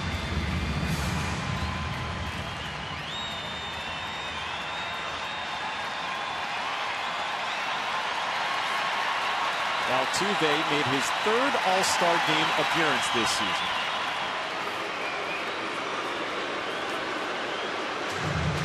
Guy who's only been a big leaguer for 4 full seasons. 25-year-old.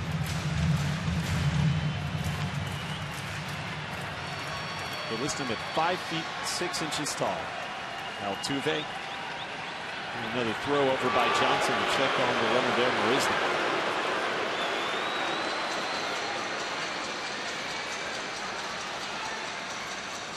11 steals on the season for Marisnik, been caught 4 times.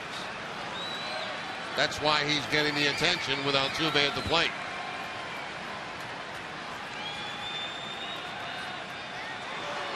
Tom Johnson steps off without a throw. You noted earlier that Brian is not especially quick to home plate.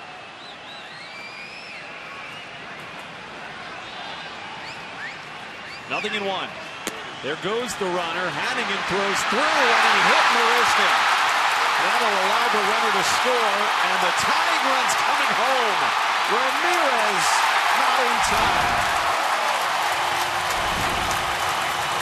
2 runs score on a stolen base attempt. This game is tied at 3 in the 5th inning. What a wild play.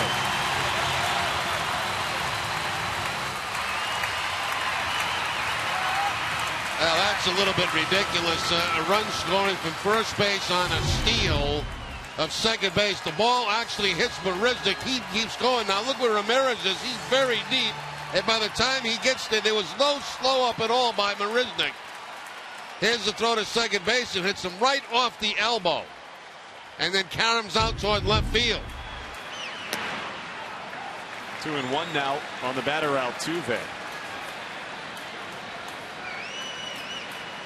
It'll be a stolen base for Marisnik, and then the error on Hannigan, the catcher, allows both runs to score. 2-2. And actually, the throw was not a bad throw at all. That sounds crazy, but I mean, it hit Marisnik right at the elbow, which was very close to the bag.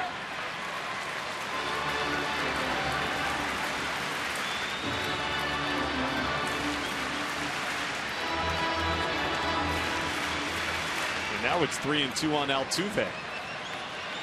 Johnson's going to try to pitch through that adversity.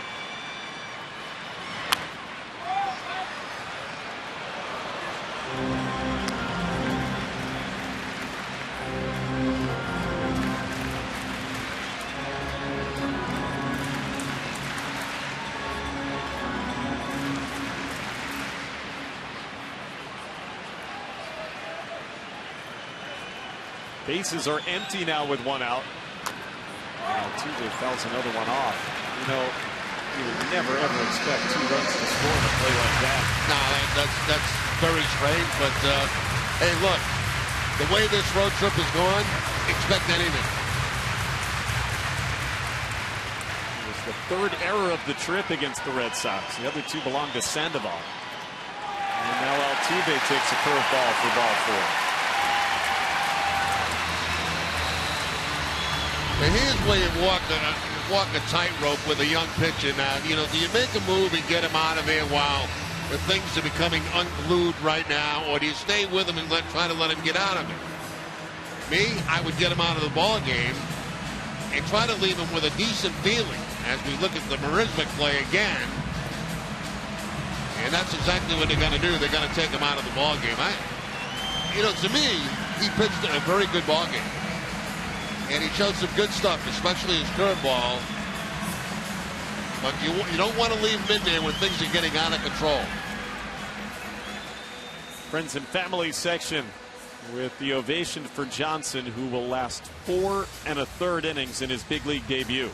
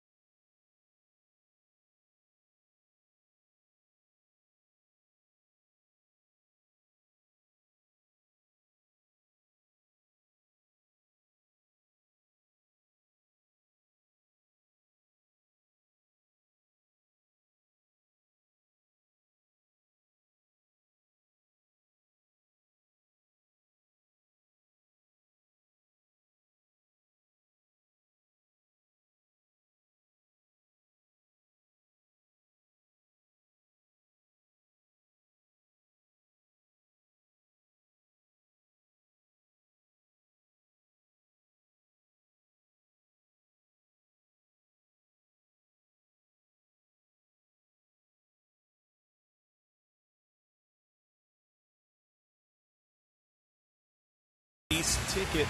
Jerry was going well into this 5th inning. In fact, he'd retired 8 in a row before 2 singles and a walk removed him from the game. Yeah, you know, he looked like he got over some early game jitters. He had a couple of walks back in the 2nd inning, then settled down, had that big 3 strikeout inning in the 3rd.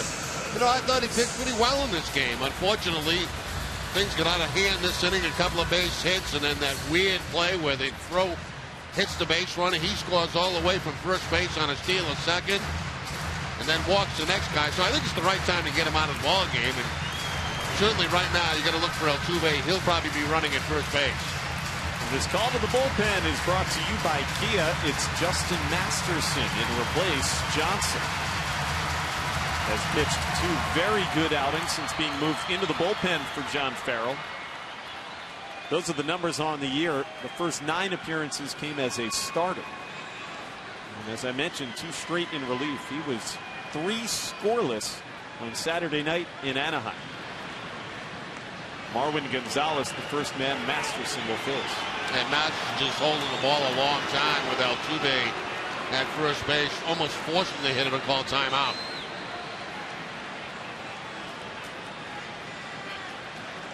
He stole earlier tonight his league-leading 27th bag. Not running, and Gonzalez takes strike 1 from Masterson.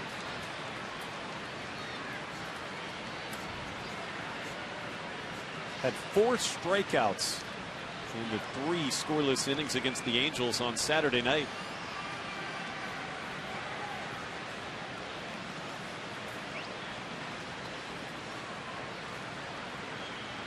One out in the inning, and the runner holds, and the slider is outside. It's 1-1. Pitching in relief, nothing new to the veteran Masterson. When he first came up in the Red Sox organization, it was as a reliever.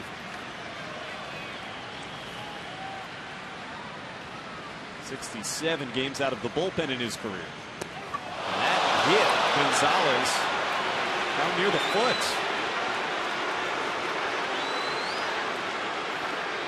Now Masterson trying to break off the slider right there, and it just continues to track Gonzalez and finally finds him.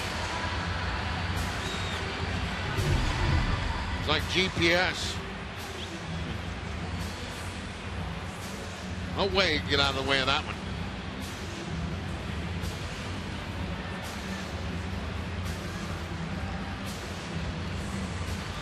Coming right at that shin guard. Good thing he was wearing the guard, huh? Yeah, that hurts even with the guard on, though. Really got nowhere to go. Either jump over the ball, which is just about impossible. They took a look at Marwin Gonzalez, but he will stay in to run. And here's Carlos Correa with now Altuve up to second base.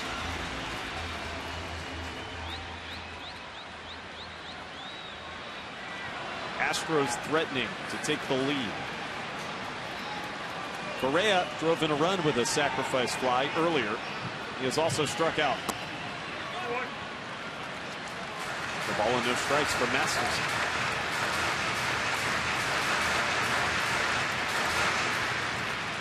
In a year where Major League Baseball is now littered with exciting young rookies, Correa is one of the top.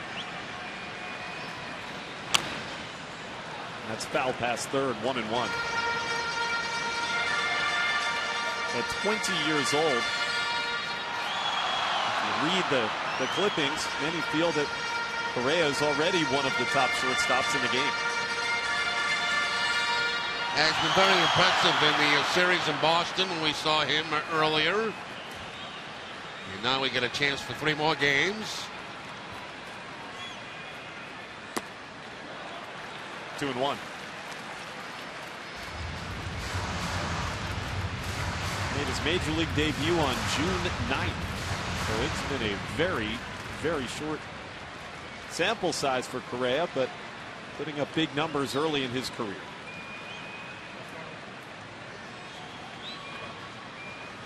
Two runs in the 5th. Fouled off, it's 2-2. Don't miss WB Mason Extra Innings Live right after the game. TC Eck and Steve Lyons will break down tonight's game, and you'll hear from Brian Johnson. Whatever, whenever, wherever. Ooh, but WB Mason.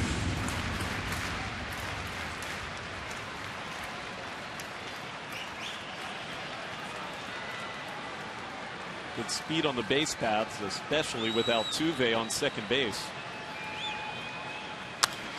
Correa down the right field line, and that's a fair ball into the corner. Would hop out of play for a ground rule double.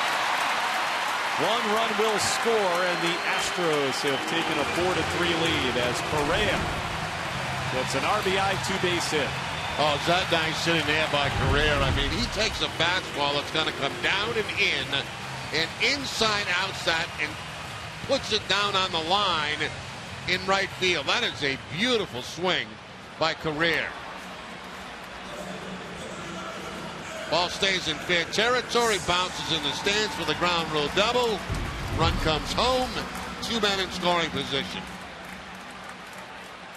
That run is charged to Brian Johnson, which will finish his night. Ends up being charged with 4 runs. Red Sox caught a break. Had that not bounced out of play, it may have driven in 2. Gaddis softly past the mound and will score a run. Sandoval gets the out at first base, but Gonzalez crosses to make it 5-3.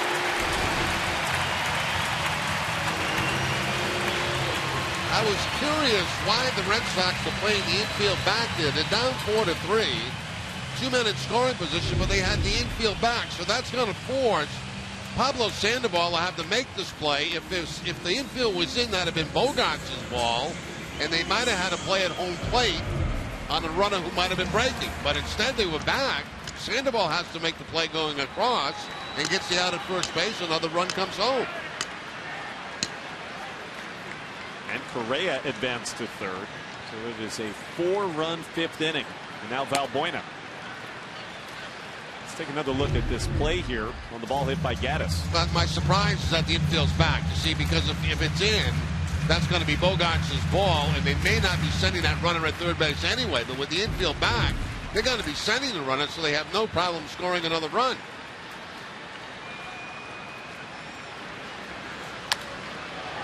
That's popped into shallow left. Hanley Ramirez loses the cap and makes the catch. The side is retired. It is 5-3 Astros.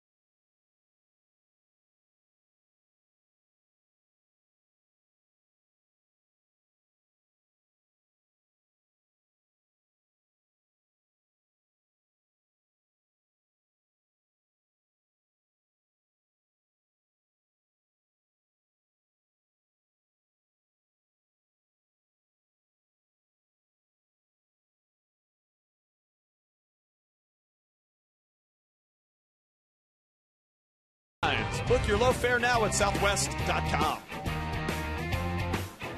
Red Sox giving up a lead and watching the Astros score 4 times to go in front 5-3 into the 6th. Then David Ortiz. Took ball 1 from Vince Velasquez leading off. Ortiz is 0 for 2. He flew out deep to center, though, in his last at bat. The 1-0. Again high in the air and deep in the left center this time. Marisnick on the track.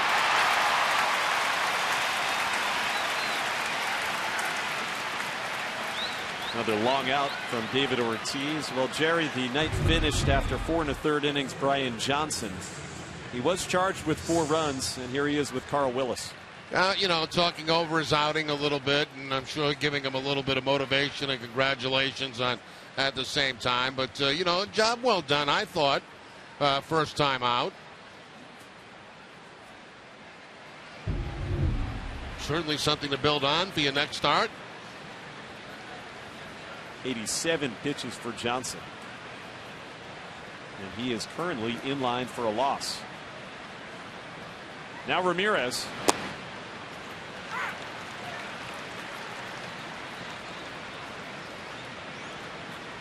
Hanley has struck out each time tonight against Vince Velasquez, who has recorded 7 of those.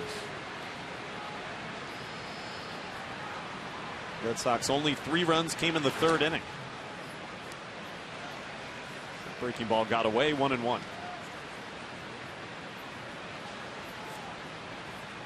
This Saturday on Dining Playbook, Billy and Jenny come to you from Southie. Find out about a restaurant serving themed dinners on weekdays, plus learn about a local baking company. Catch all that and more Saturday morning at 9.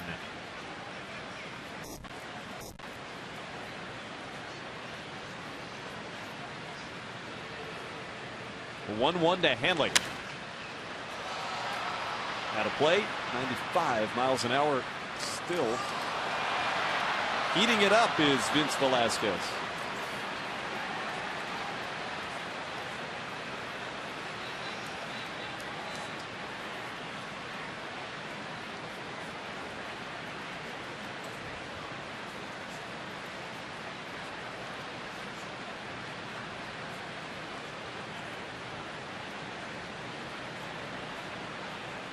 The 1-2. Back into the screen. Catcher Conger had set up away. The pitch actually came in over the inner half of the plate.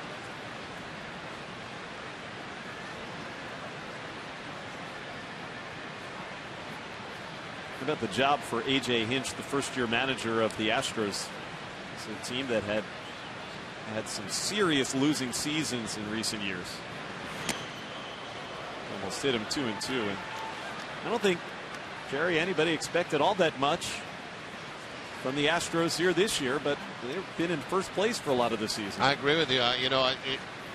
Nobody, I don't think anybody picked the Astros to be close to the top. And for the most part, in the first half, they were on top of the Angels, who have surged recently. The Angels are taking a 2-game lead in the AL West. But certainly the Astros playing great baseball all season long. Ramirez stays alive.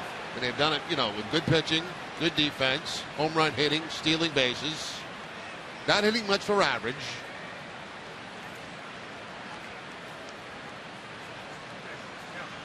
Third in the leagues in runs scored.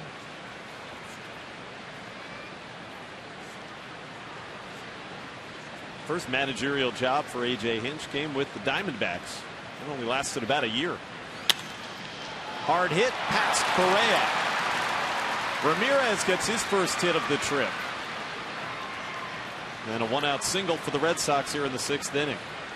Time now to check out the results of tonight's Dunkin' Donuts poll question. We asked you, will you miss Towles Hill? The big center field, elevated grass here at Minute Maid Park, and you said no. You will not miss that hill. Fans agreed with you, Jerry. That's a pretty close vote, though. Maybe we should go take a run up that hill before it gets leveled off this offseason. Why don't you go run up the hill and I'll just sit here and watch the game? You take my picture? Yeah. All right. You can have it, you can frame that. And keep that while you're being arrested by the security guards here at the ballpark. Sandoval to first. Gonzalez gets one. Correa gets two. Double play ends the inning for Velasquez. 5-3 Astros.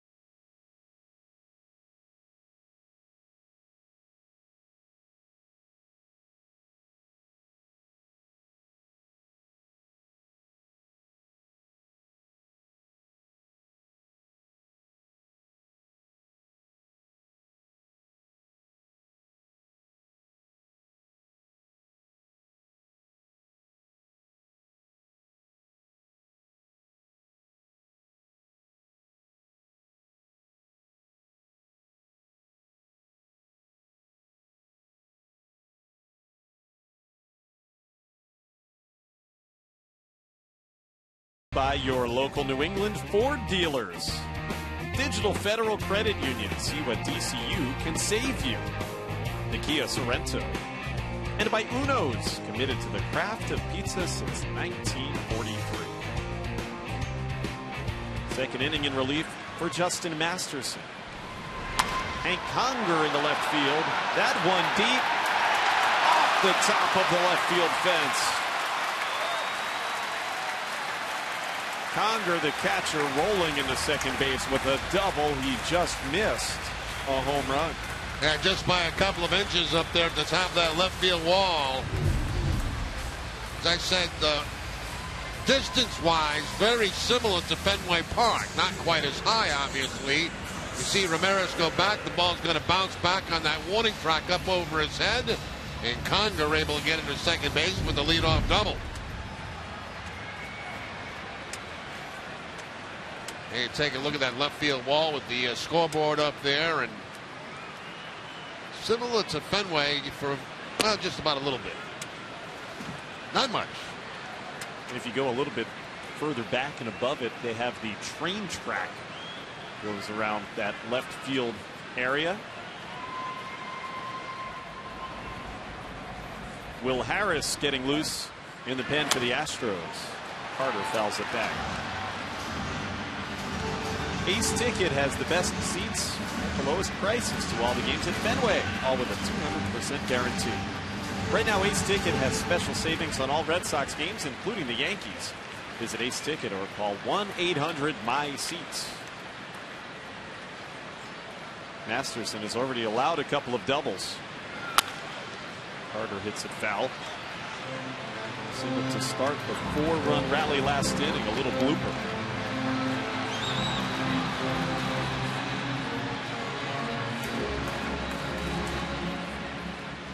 Masterson in the fifth allowed an inherited runner to score and then one of his own.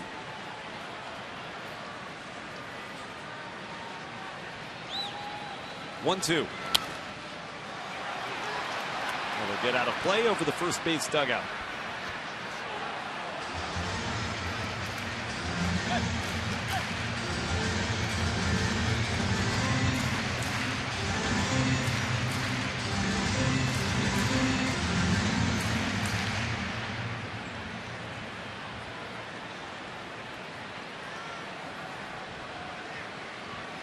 The double by Conger, just the 5th hit of the night for Houston.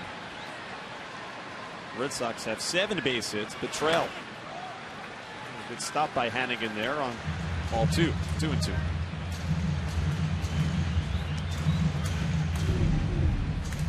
Big sweeping breaking ball this time for Masterson, and the backhanded play there, all stretched out, is Ryan Hannigan to keep the man at second base.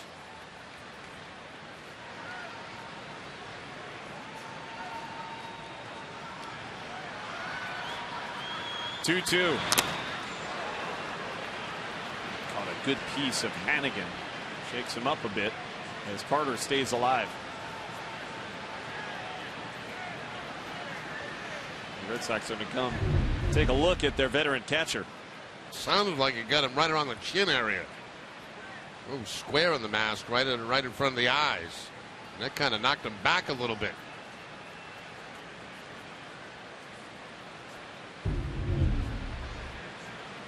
It's a dangerous profession to be a catcher.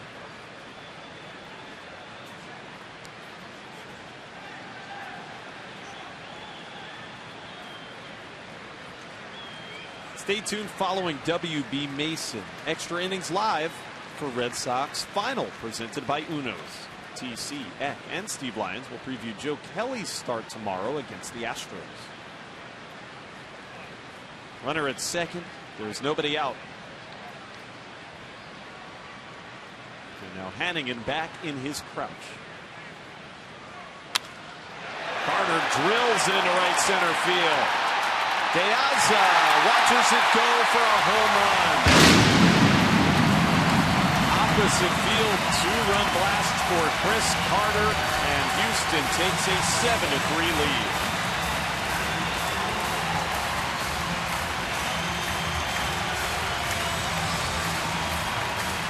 Carter really is an all-or-nothing hitter. I mean, here's a guy that comes in the game, now hits his 16th home run. His batting average is 185. He has struck out 115 times on the season. He doesn't walk very much, but when he makes contact, it's usually hit a long way. And that time into the bullpen of the Houston Astros. 6 unanswered runs over the past 2 innings. And the Astros lead the game by 4 as L.J. Hose takes ball 1.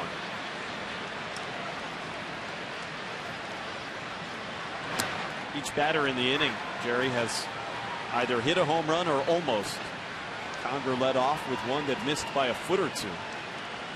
Yep, opposite field for Conger, and didn't miss by very much, and opposite field for Carter. 1 ball and 2 strikes on Hose, who's 1 for 2. Home run's a big problem for Boston pitching in that sweep at the hands of the Angels. 9 home runs allowed in those 4 games. Home runs allowed, a big problem for the Red Sox pitching on the season. They're next to last in the league as far as allowing the most home runs. Chase the breaking ball. Masterson gets L.J. Hose for out number 1. Well, it's time for a game break brought to you by Jordan's, the furniture store of the Boston Red Sox. Let's check in with Tom Caron.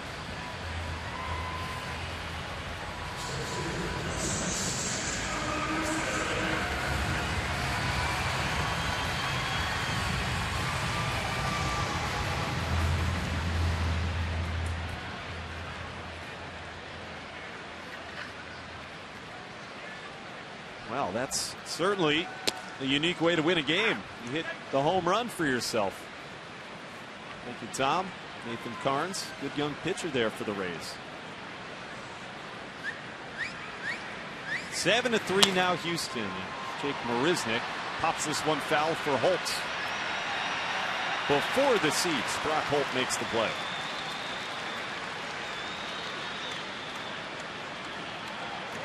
Good rebound from Justin Masterson to get a couple of outs.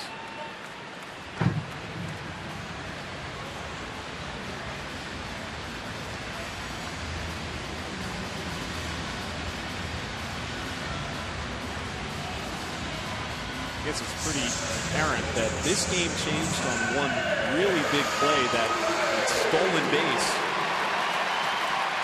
that Marisnick had last inning.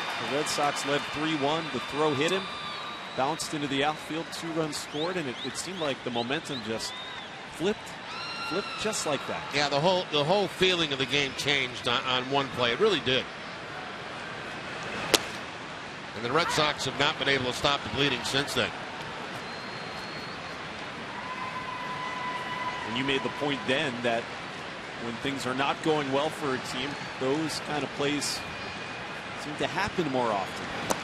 Well, when you look at the throw from Hannigan, I mean, it's not a bad throw, right? I mean, it's right on the bag. It just happens that the guy's sliding in head first, hits him in the elbow, and the ball goes carrying out in the left field, and before you know it, the guy scores. On the ground softly from Altuve, rolling, stays fair. Stay high. An infield hit for Jose Altuve. It hugged that chalk. Well, we know one thing. It's a level playing field. Right down that third base line, did not go into foul territory. As Sandoval hoped that it would. It's the only chance that they had, because there's no way they were going to get Altuve at first base.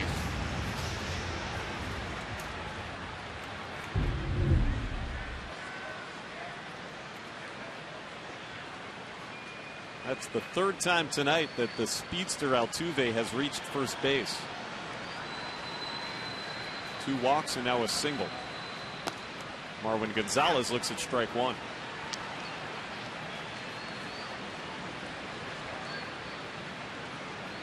That's the third hit of the inning against Masterson.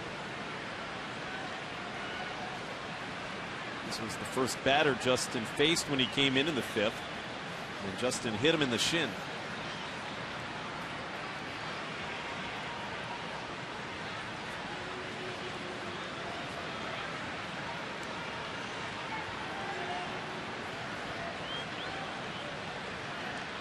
Astros have stolen 2 bases tonight, including the one by Jake Marisnick that we just referenced. Ended up scoring 2 runs on a Hannigan error. 1 ball and 1 strike.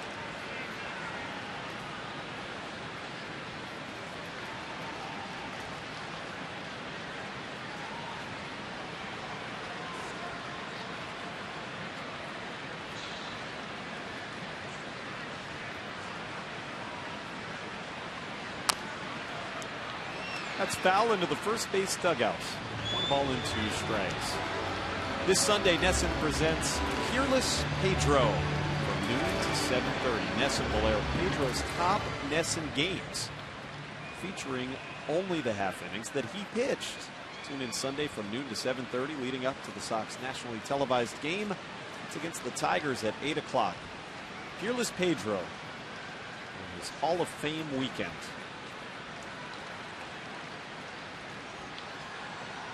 Gonzalez behind 1-2. Fouls another one back. A fastball from Justin Masterson.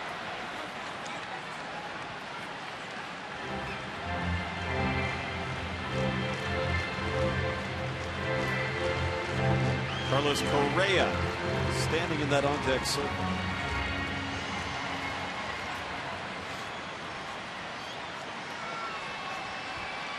We alluded to the fact earlier that Joe Kelly is going to be recalled and make a start for the Red Sox here tomorrow night in Game 2 of the series.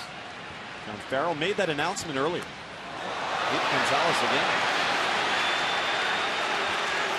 That's back-to-back innings.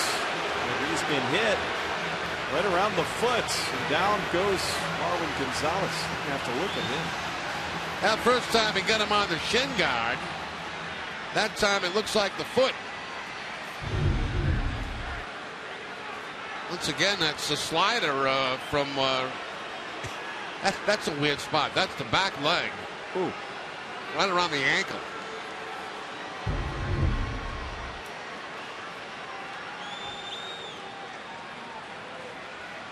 There's not a lot of protection in that spot near your heel.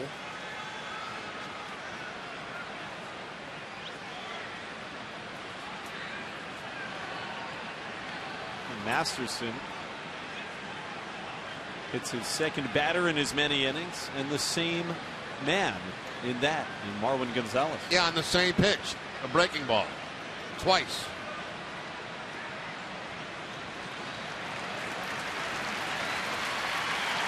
Gonzalez now trying to convince his manager A.J. Hinch that he's able to stay in the game.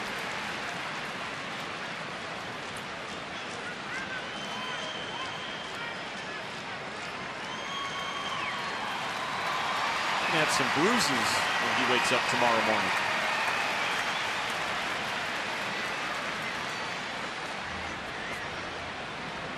So now it's runners at first and second base.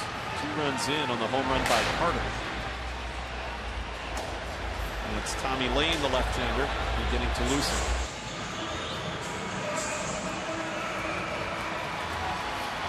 Correa had an RBI double last inning off of Justin Masterson.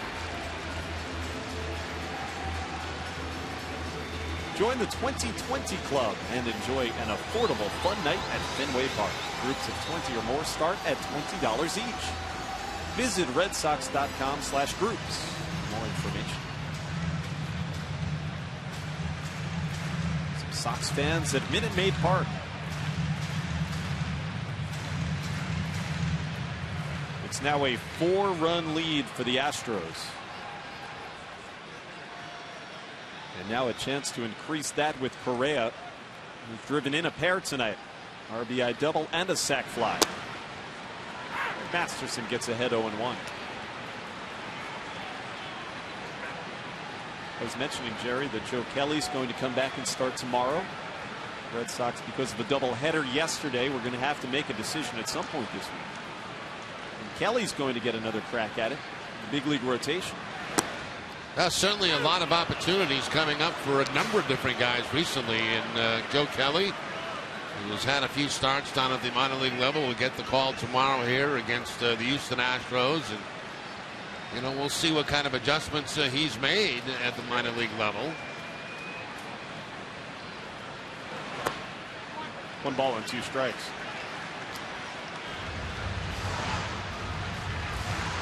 Wade Miley will pitch the finale of this series here on Thursday night. So he'll get an extra day of rest.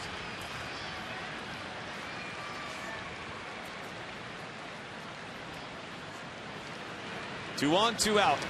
And that one to the backstop. Again, that looked like the slider, and Masterson throws a wild pitch. Yeah, he's got very little control over that pitch in this game tonight. He's hit Gonzalez twice with it. This one he yanks way to the outside part of the plate past Hannigan, and two men move into scoring position. And 2-2 on the 20-year-old Correa. He was the #1 overall pick in the 2012 draft, was Carlos Correa. 2-2. Back into the screen. Native of Puerto Rico, Correa.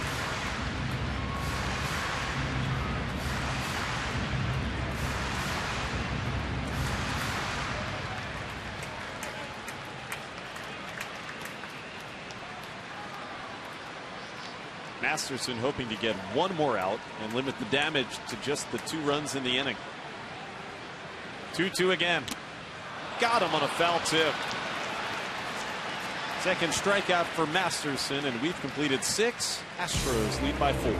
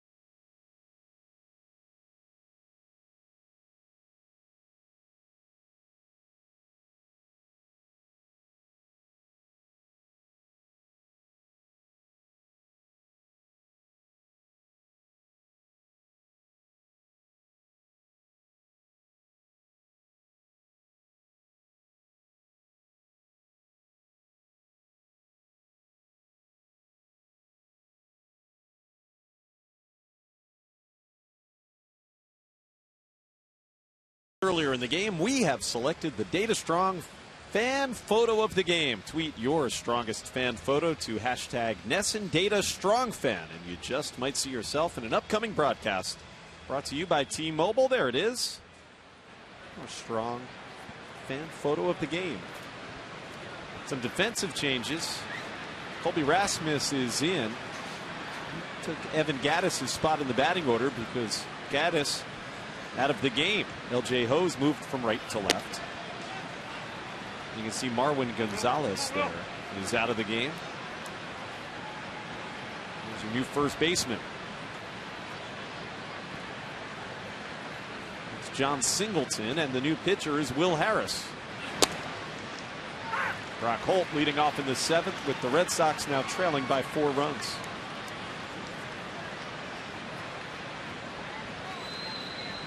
The numbers on Will Harris are spectacular in 37 relief appearances. An ERA below 1 for the right-hander. 2-1 the count, though, on Brock Holt. Holt has doubled in 2 at-bats, all of that against Vince Velasquez, the rookie who is in line for the win.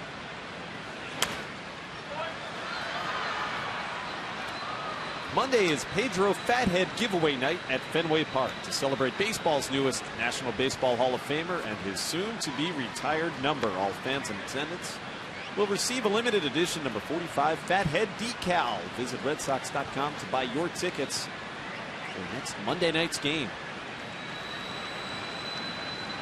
The 2-2.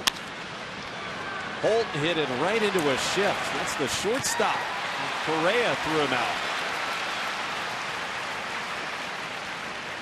Now, Correa almost took too much time getting that ball to first base. Holt getting down the line very, very well. And what should have been a routine play ended up being a bang-bang play. Here's Correa going to his left, and he just takes his time with it. And you can see Holt almost beats it out. But they do get the out. First out of the inning at first base. The shift paid off there for Houston. De Aza and Hannigan, the next two, due up against Harris.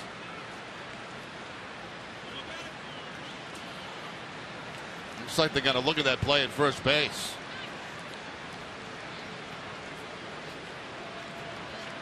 We're going to have a review here.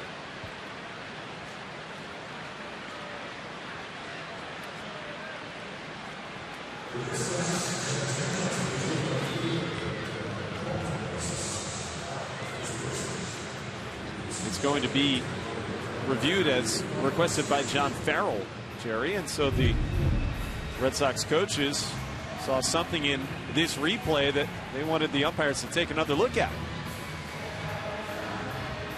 That's a very close play, and you know you could see it was very close with all the time that Correa was taking. But I believe as you look at that, you can see that the ball might be in the glove before Holt gets to the first base bag. We'll see how the umpires rule on it. But I believe he's got to be out. But Correa took too much time. It was a quick review. The crew chief is Jerry Meals. And it is indeed out number 1 in the 7th. I think that's probably the best angle you're going to get right there. The ball in the glove and the foot not on the bag yet.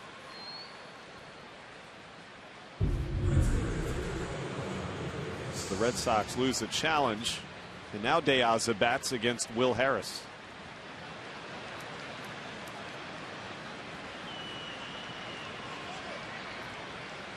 Harris had the lowest ever opponent's batting average in the first half of a season by an Astros pitcher. The league hit 116 against him in the first half.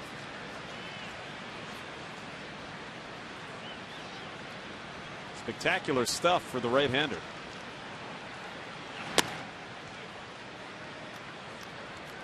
And speaking of very, very good stuff, Vince Velasquez is flashing it, especially with his fastball in 6 innings.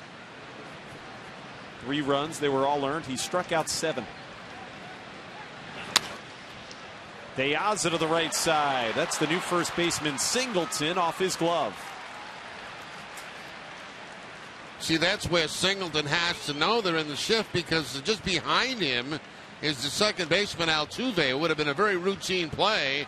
Altuve to the pitcher covering first base. Instead, the dive by Singleton, and he can't come up with it. So the Red Sox grab a base runner with one out here in the seventh. See that ground ball. If he lets it go, certainly it's going to be a play for the second baseman, Altuve.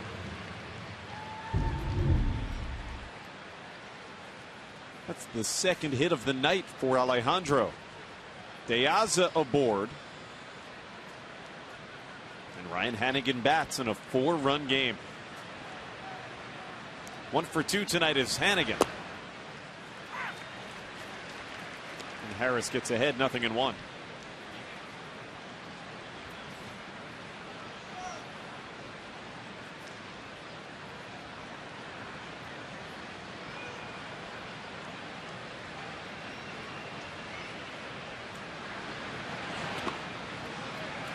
Good block there by the catcher, Conger. Deadens the ball. Keeps De Aza in place on ball 1. Well, Conger, former Angel. Now basically catching in a part-time role here in Houston. Astros got Conger in a trade this past offseason. 1-1 pitch. That's foul on the right side. And Hannigan is behind 1-2.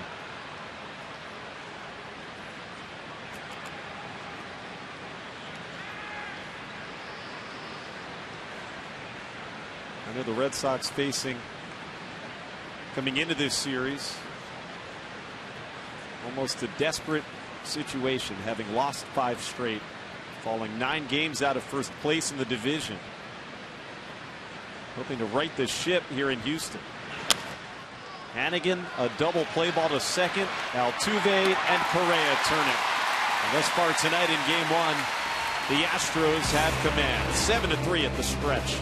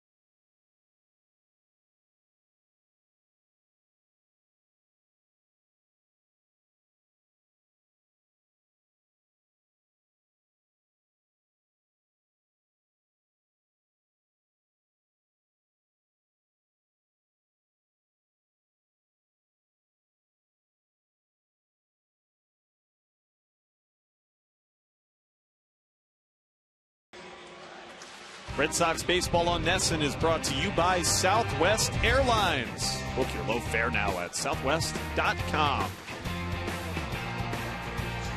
7-3 Astros, and tonight's game summary is brought to you by Xfinity. The Major League debut for Brian Johnson ended after 4 1/3 innings, and he is in line for the loss after giving up 4 runs. Justin Masterson and gave up 3 runs in the next inning in 2/3. Xander Bogaerts a good day at the plate. The Astros, a big 2-run homer from Carter. They've scored 6 consecutive runs in this game. And now here comes Tommy Lane into the contest for the 36th appearance in the big leagues this year.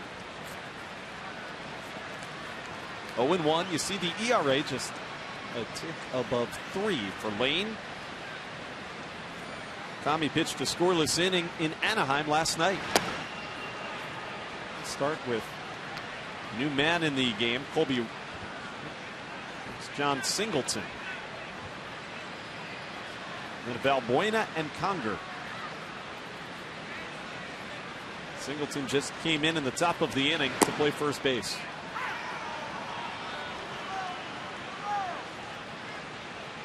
In just 12 games this year, a 191 average, a 171 average. Spent most of the year in the minor leagues.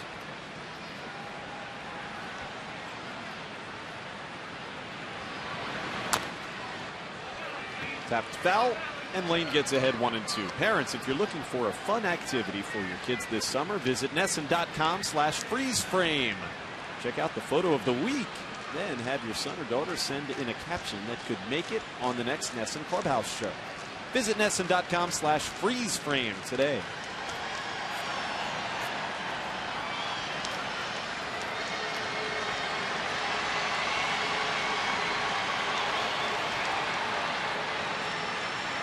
Masterson gave up 4 hits. He also hit 2 batters in his inning in 2/3. Singleton stays alive. Pat Neshek with the quirky delivery, getting ready in the bullpen.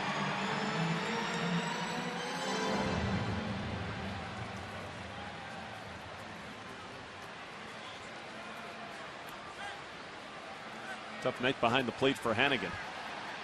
He's going to beat up a little bit back there tonight. That one looks like he got his thumb. Last inning took one right off the mask.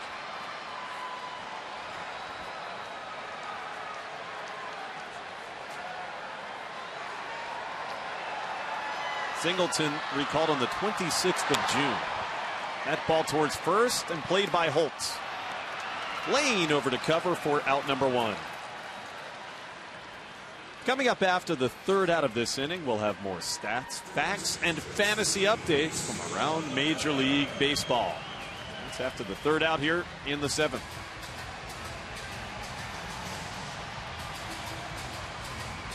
First man retired by Lane.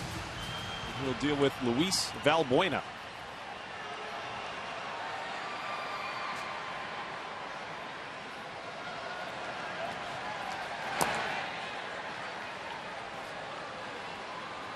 Ball and no strikes. The fans have a pretty good wave started around the seating bowl.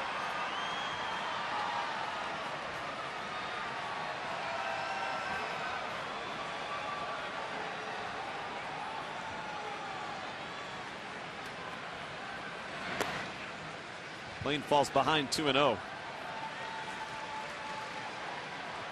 Tommy, a former Padre and a Diamondback, second year as a valuable left-handed member of the bullpen for John Farrell.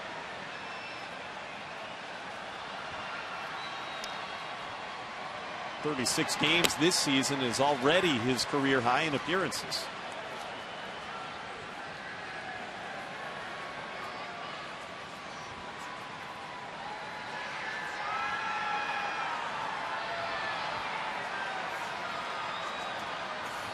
Two and one. Valbuena to third, and Sandoval makes the grab. Now Sandoval way off that third base line, and when it left contact, it looked like it was going to be a base hit. You look up, and Sandoval standing right there. Just has to dive a little bit to his left to make the play and pick up the second out of the inning. Not in a complete shift right there, but Sandoval well off that third base line. Bogart's playing him slightly to pull in the infield. And Hank Conger tomahawks a foul. 0-1. Tonight after Red Sox coverage on NESN Sports Today, Roger Goodell comments on the timetable for Tom Brady's appeal. And you'll hear from new Bruins forward Zach Rinaldo. That's tonight on NESN Sports Today, presented by People's United Bank. See what know-how can do. 0-2 on Conger, who has doubled and walked. 1 for 2 officially.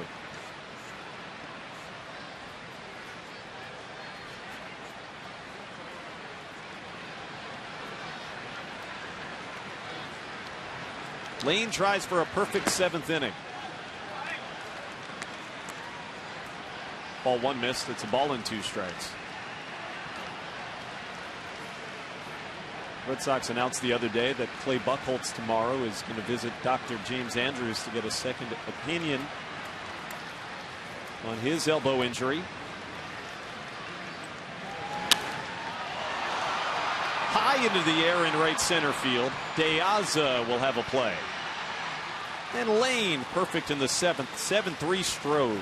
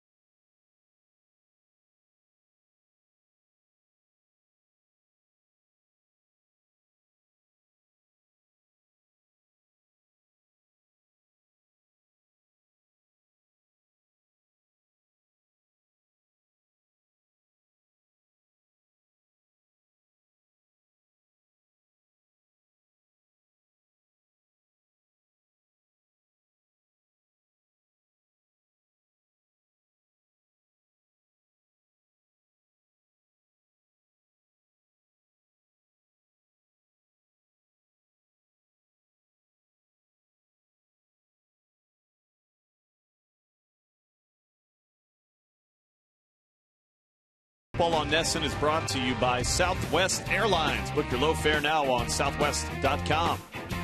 Your local Subaru dealers. And by Sullivan Tire and Auto Service. Thank you, New England, for 60 great years. Red Sox have 6 outs left to play with.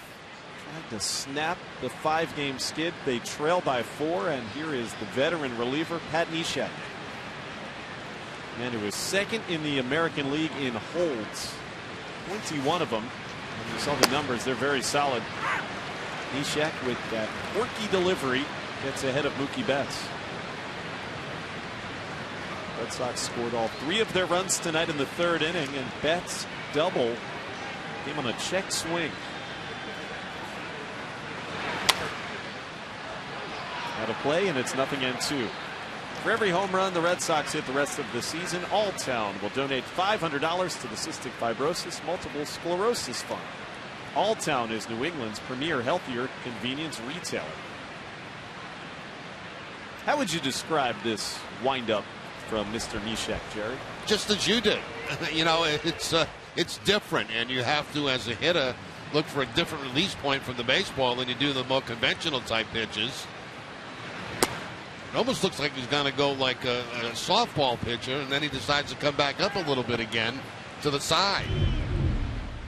First, the wind up, and you'll see him. He almost looks like he's going to wind up like a softball pitcher, but then he comes up a little bit to the side, and it's going to be tough to pick that ball up out of his hand. That stays alive at 1-2. You're right. He does look like a softball. Doesn't motion. it? He's about to throw a rise ball or something.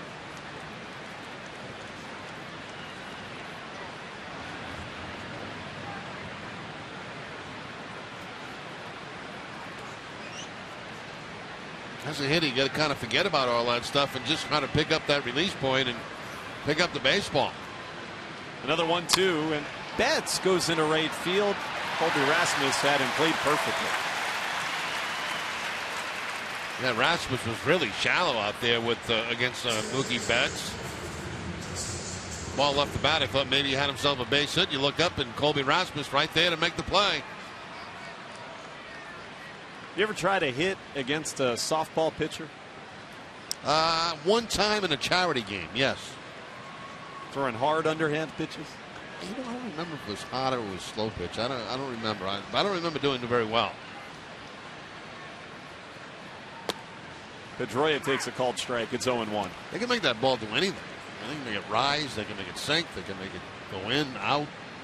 Kind of defies gravity a little bit, those rise balls.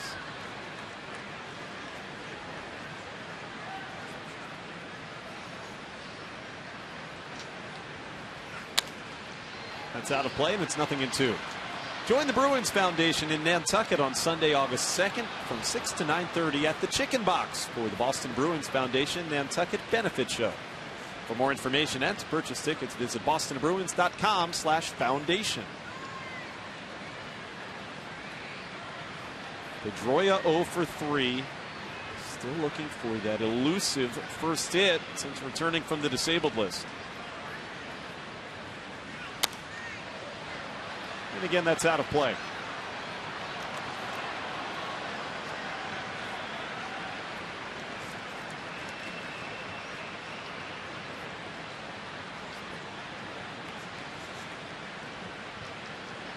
Opponents batting only .192 against Neshek this year. Always been a tough guy to hit. 1 ball and 2 strikes, and he's also got terrific command. Started the season with 24 consecutive appearances without issuing a single walk. So he won't walk in, it's hard to hit him.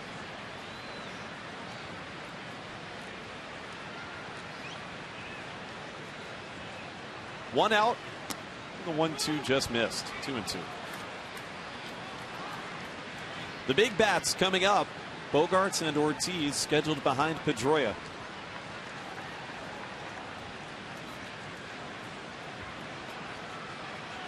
Red Sox held a 3-1 lead into the bottom of the 5th inning tonight.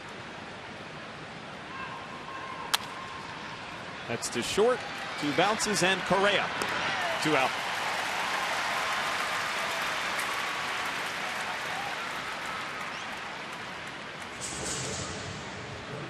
Tomorrow at 7, don't miss Red Sox first pitch, presented by Joseph Abboud. Available at Men's Warehouse. TC and Steve Lyons will talk with Alex Spear about the Red Sox options heading into the trade deadline. That's tomorrow at 7. We'll start just after 8 o'clock here from Minute Maid Park. The trade deadline, which is now 10 days away, will be much discussed over the coming week and a half.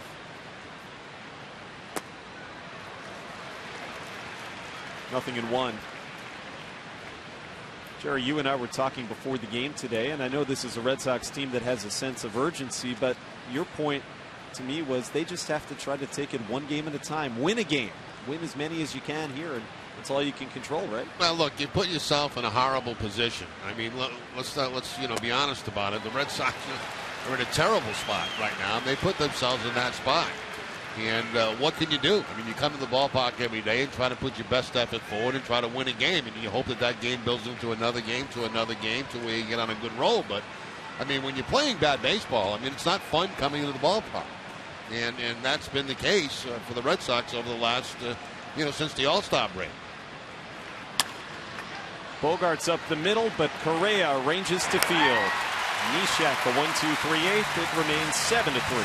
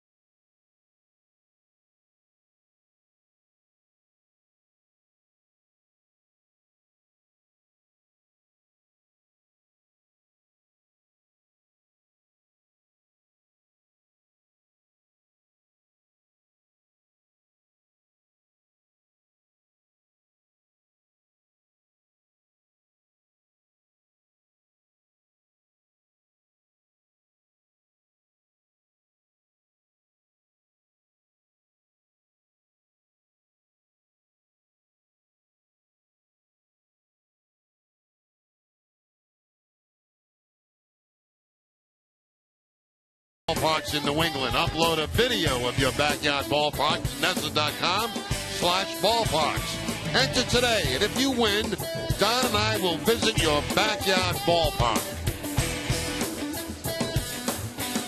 We're into the bottom of the 8th inning, and the Red Sox trail the Astros 7-3. Junichi Tazawa comes the 4th pitcher used by John Farrell here tonight. Strong season for Tazawa, who has not pitched since Friday night. He tossed a scoreless inning behind Wade Miley in Game 1 against the Angels.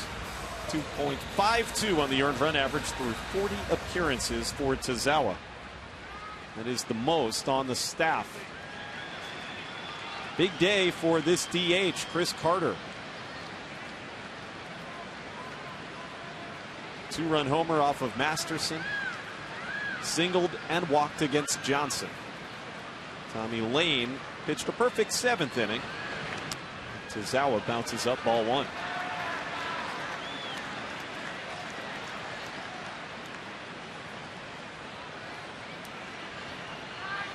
Tazawa has gone scoreless in 7 of his previous 8 outings.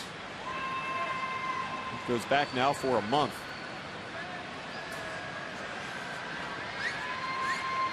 And the Red Sox getting him some work here tonight.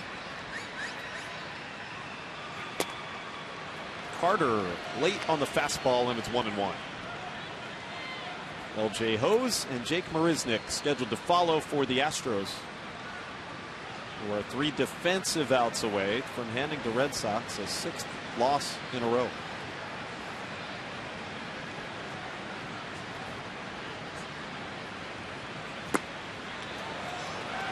One ball and 2 strikes. You know, Josh, last inning you were asking me about the importance of this series. To me, I look back at the series prior to the All-Star break, and to say that was a very important series, the one against the Yankees. And that loss on right before the All-Star break, instead of going 4.5 back, they end up 6.5 back at the break. And you know you got a tough West Coast trip coming up after the break. So to me, that was a big series. You know, and, you're playing the first place club. You got a chance to maybe sweep and get that thing down to maybe 3.5 games. At the worst case, 4.5 if you win 2 out of 3. Instead, you lose 2 out of 3. You go to 6.5, and then you got to go on the West Coast. And so that to me was a critical series, a critical game that they lost prior to the All-Star game. Now you come out on a trip, you play lousy, you find yourself 9 back, 9-10 back already. So it's, there are certain big series in a year, and I think that Yankee one was a big one. It's amazing how quickly it's changed since. Carter lays off. It's 3-2. You're right. You go from being 5.5 games out before that last game against the Yankees you referenced. Yeah, you win that game, you're 4.5 out at the break. Okay, so it gives you some life. Now coming into tonight, 9 behind. 3-2 on Chris Carter. Tazawa's payoff. Fouled back, it's 3-2. Tomorrow at 7:30. Don't miss Red Sox Game Day Live presented by DCU. TC and Steve Lyons will preview Joe Kelly's start against the Astros. DCU, Digital Federal Credit Union. What can DCU save you?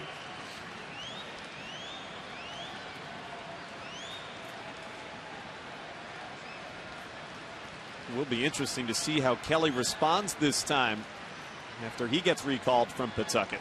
3-2 again. Back to the mound, and Tazawa the play. 1 out in the inning.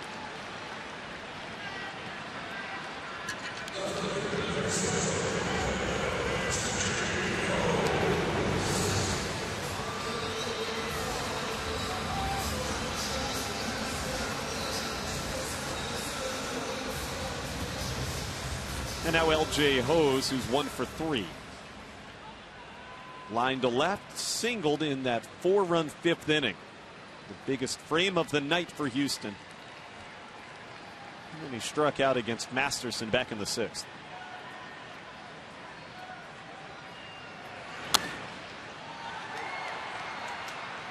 Nothing in 1 to Tazawa, who's been pitching so very well recently, gets ahead 0-1.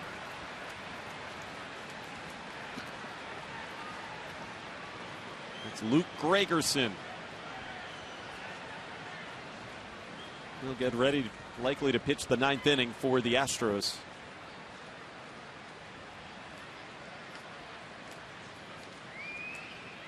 Oh, 0-1 on L.J. Hose, and it's 0-2.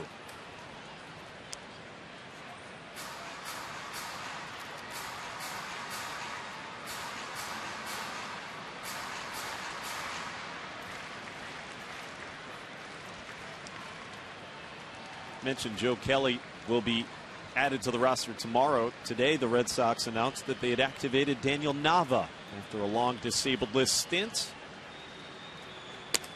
1 ball and 2 strikes. Nava back with the team here in Houston with Devin Marrero option to Pawtucket. Nava had been out for nearly 2 months.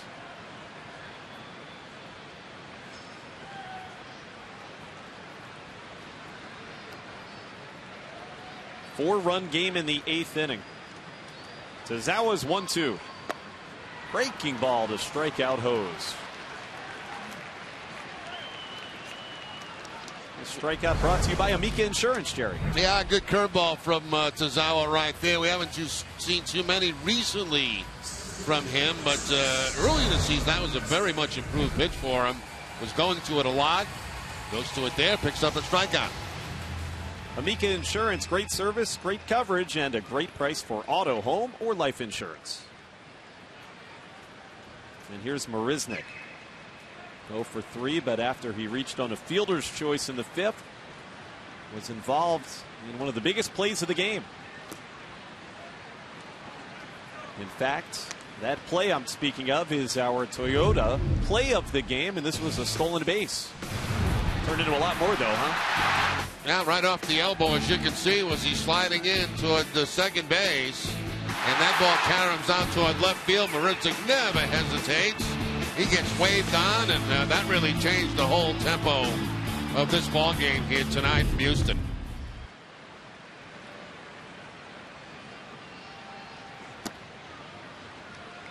Two balls and no strikes. We talked about it earlier. It felt like the Red Sox did have momentum tonight. Built a 3-1 lead. Brian Johnson was pitching well in his first start. And then that quirky play occurred, and the Red Sox have never really been able to recapture.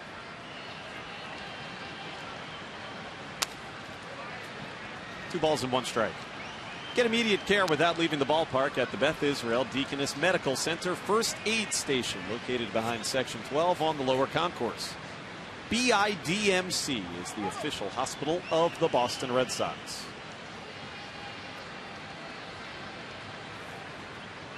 Now it's Josh Fields who replaces Gregerson in the Astros pen. It will not be a save situation for whoever pitches the ninth. 2-2. Marisnik unable to catch up to the high pitch.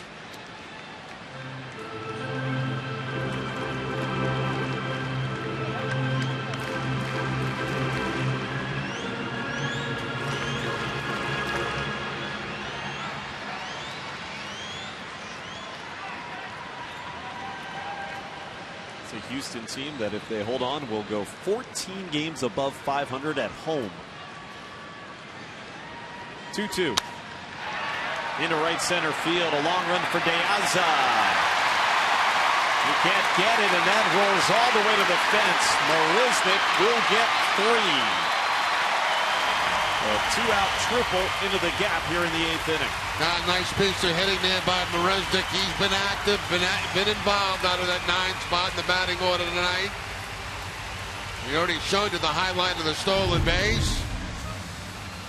Now he gets the curveball from Tazawa again, and he finds that gap in right center field. Gets it past De Aza. Once it gets past him, you're talking 3 bases with the speed of Marisnik.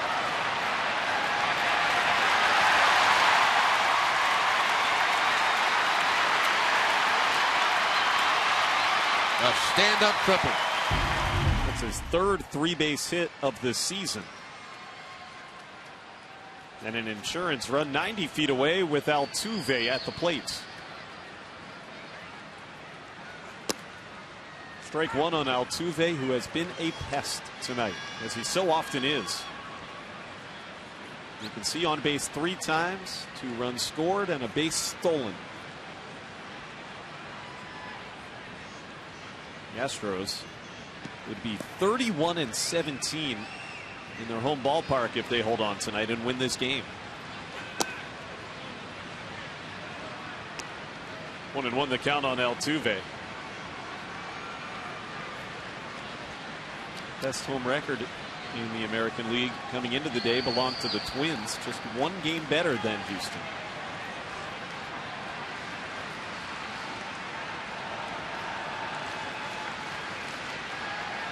Tazawa's 1-1. Good fastball, a ball and 2 strikes.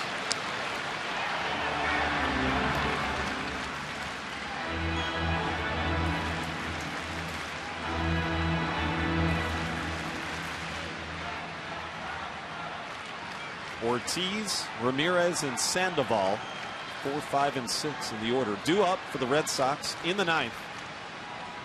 They'll be trailing by at least 4. A 1-2. Into right field, Altuve delivers an insurance run. Base hit to plate Marisnik. It's 8-3 Astros. Well, how about the job he's done tonight, you know, in the leadoff spot? I mean, a leadoff hitter, he's been on base 4 times, 2 walks. He's got a stolen base and back-to-back hits here late in the game. That's a good pitch. A pitch down and away, able to reach out and punch that ball to the opposite field on the line. That's just nice hitting.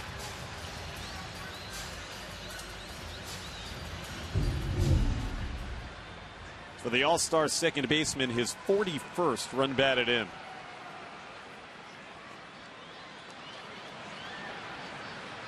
Seven runs in a row scored by the Astros here in this game. Colby Rasmus gets his first at bat of the night and swings through the breaking pitch. Veteran outfielder and the backup role tonight. .234 with 12 home runs for Rasmus. Entered the game when we went into the 7th inning.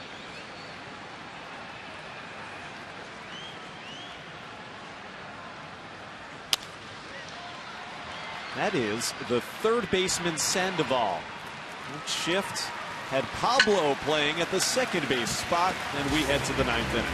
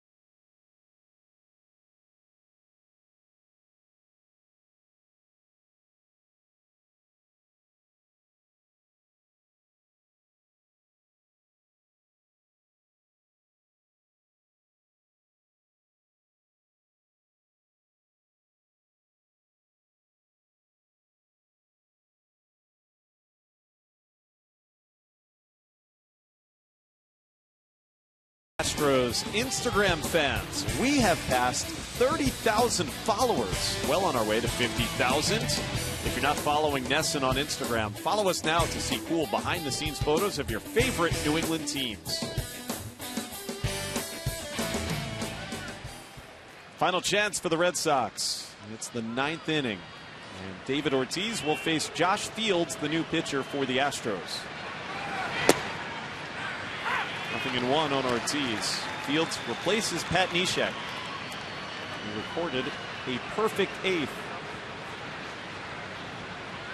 A man who spent a couple years in the Red Sox organization. Fields in the minor leagues, double and triple A.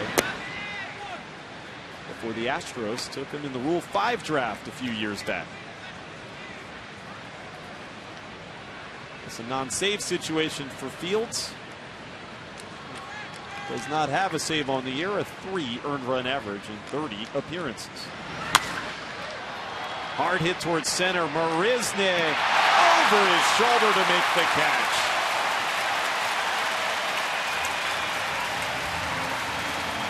Well, the Red Sox that kind of trip. Sorry, Jerry. He's had a great night. He really has. You know, you look at the scoreboard and tomorrow morning, it doesn't look great, but the fact is, you know, he's got this triple. He had the stolen base. He's played well defensively in center field. Takes extra bases away from Ortiz right there. Tremendous speed. Good closing speed. 1 out in the 9th for Fields. And now Ramirez, who singled back in the 6th.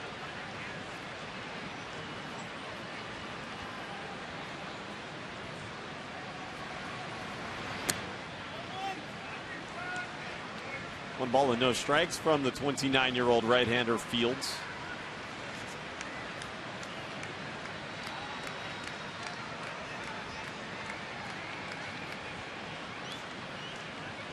Big strikeout pitcher. That one to third, and there's Valbuena with a terrific play. Wow. 2 out on 2 defensive gems in the 9th inning. Well, they're throwing the leather around here late in the game, but are they not? The center field of the third baseman, I mean, that ball was ripped by Hanley Ramirez down that third base line, and look at that. Outstretched Valbuena comes up and throws to first base. 2 fantastic plays here in the 9th.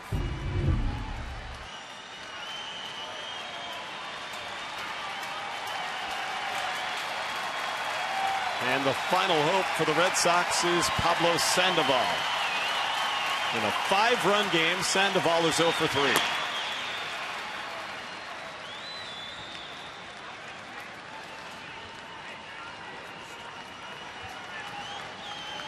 Fields trying to finish a win for Vince Velasquez. It would be his first as a major leaguer. Sandoval didn't like it. 1-1. Brian Johnson is the man on the hook for the loss for Boston. He allowed 4 runs in 4 1/3 innings pitched in his big league debut.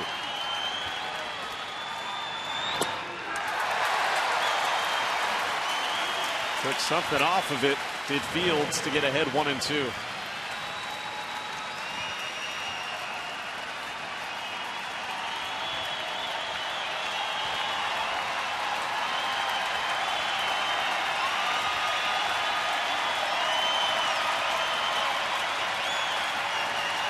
One-two pitch. Had a play on a high fastball here for Sandoval.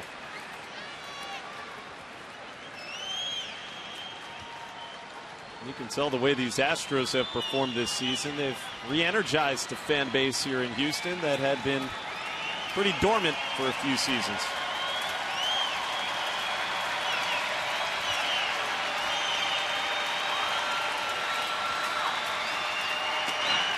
Got him swinging a high fastball, and Sandoval strikes out to end the game. The Astros have the Red Sox a 6th consecutive loss.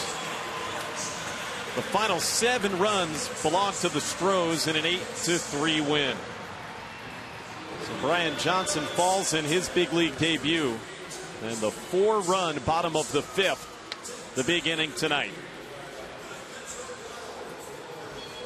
So Houston wins game 1. Lots more still to come here on NESN. And now we check back in with Tom Caron, TC. Another one where the Red Sox looked like they had some momentum, but a big inning ended up being their undoing.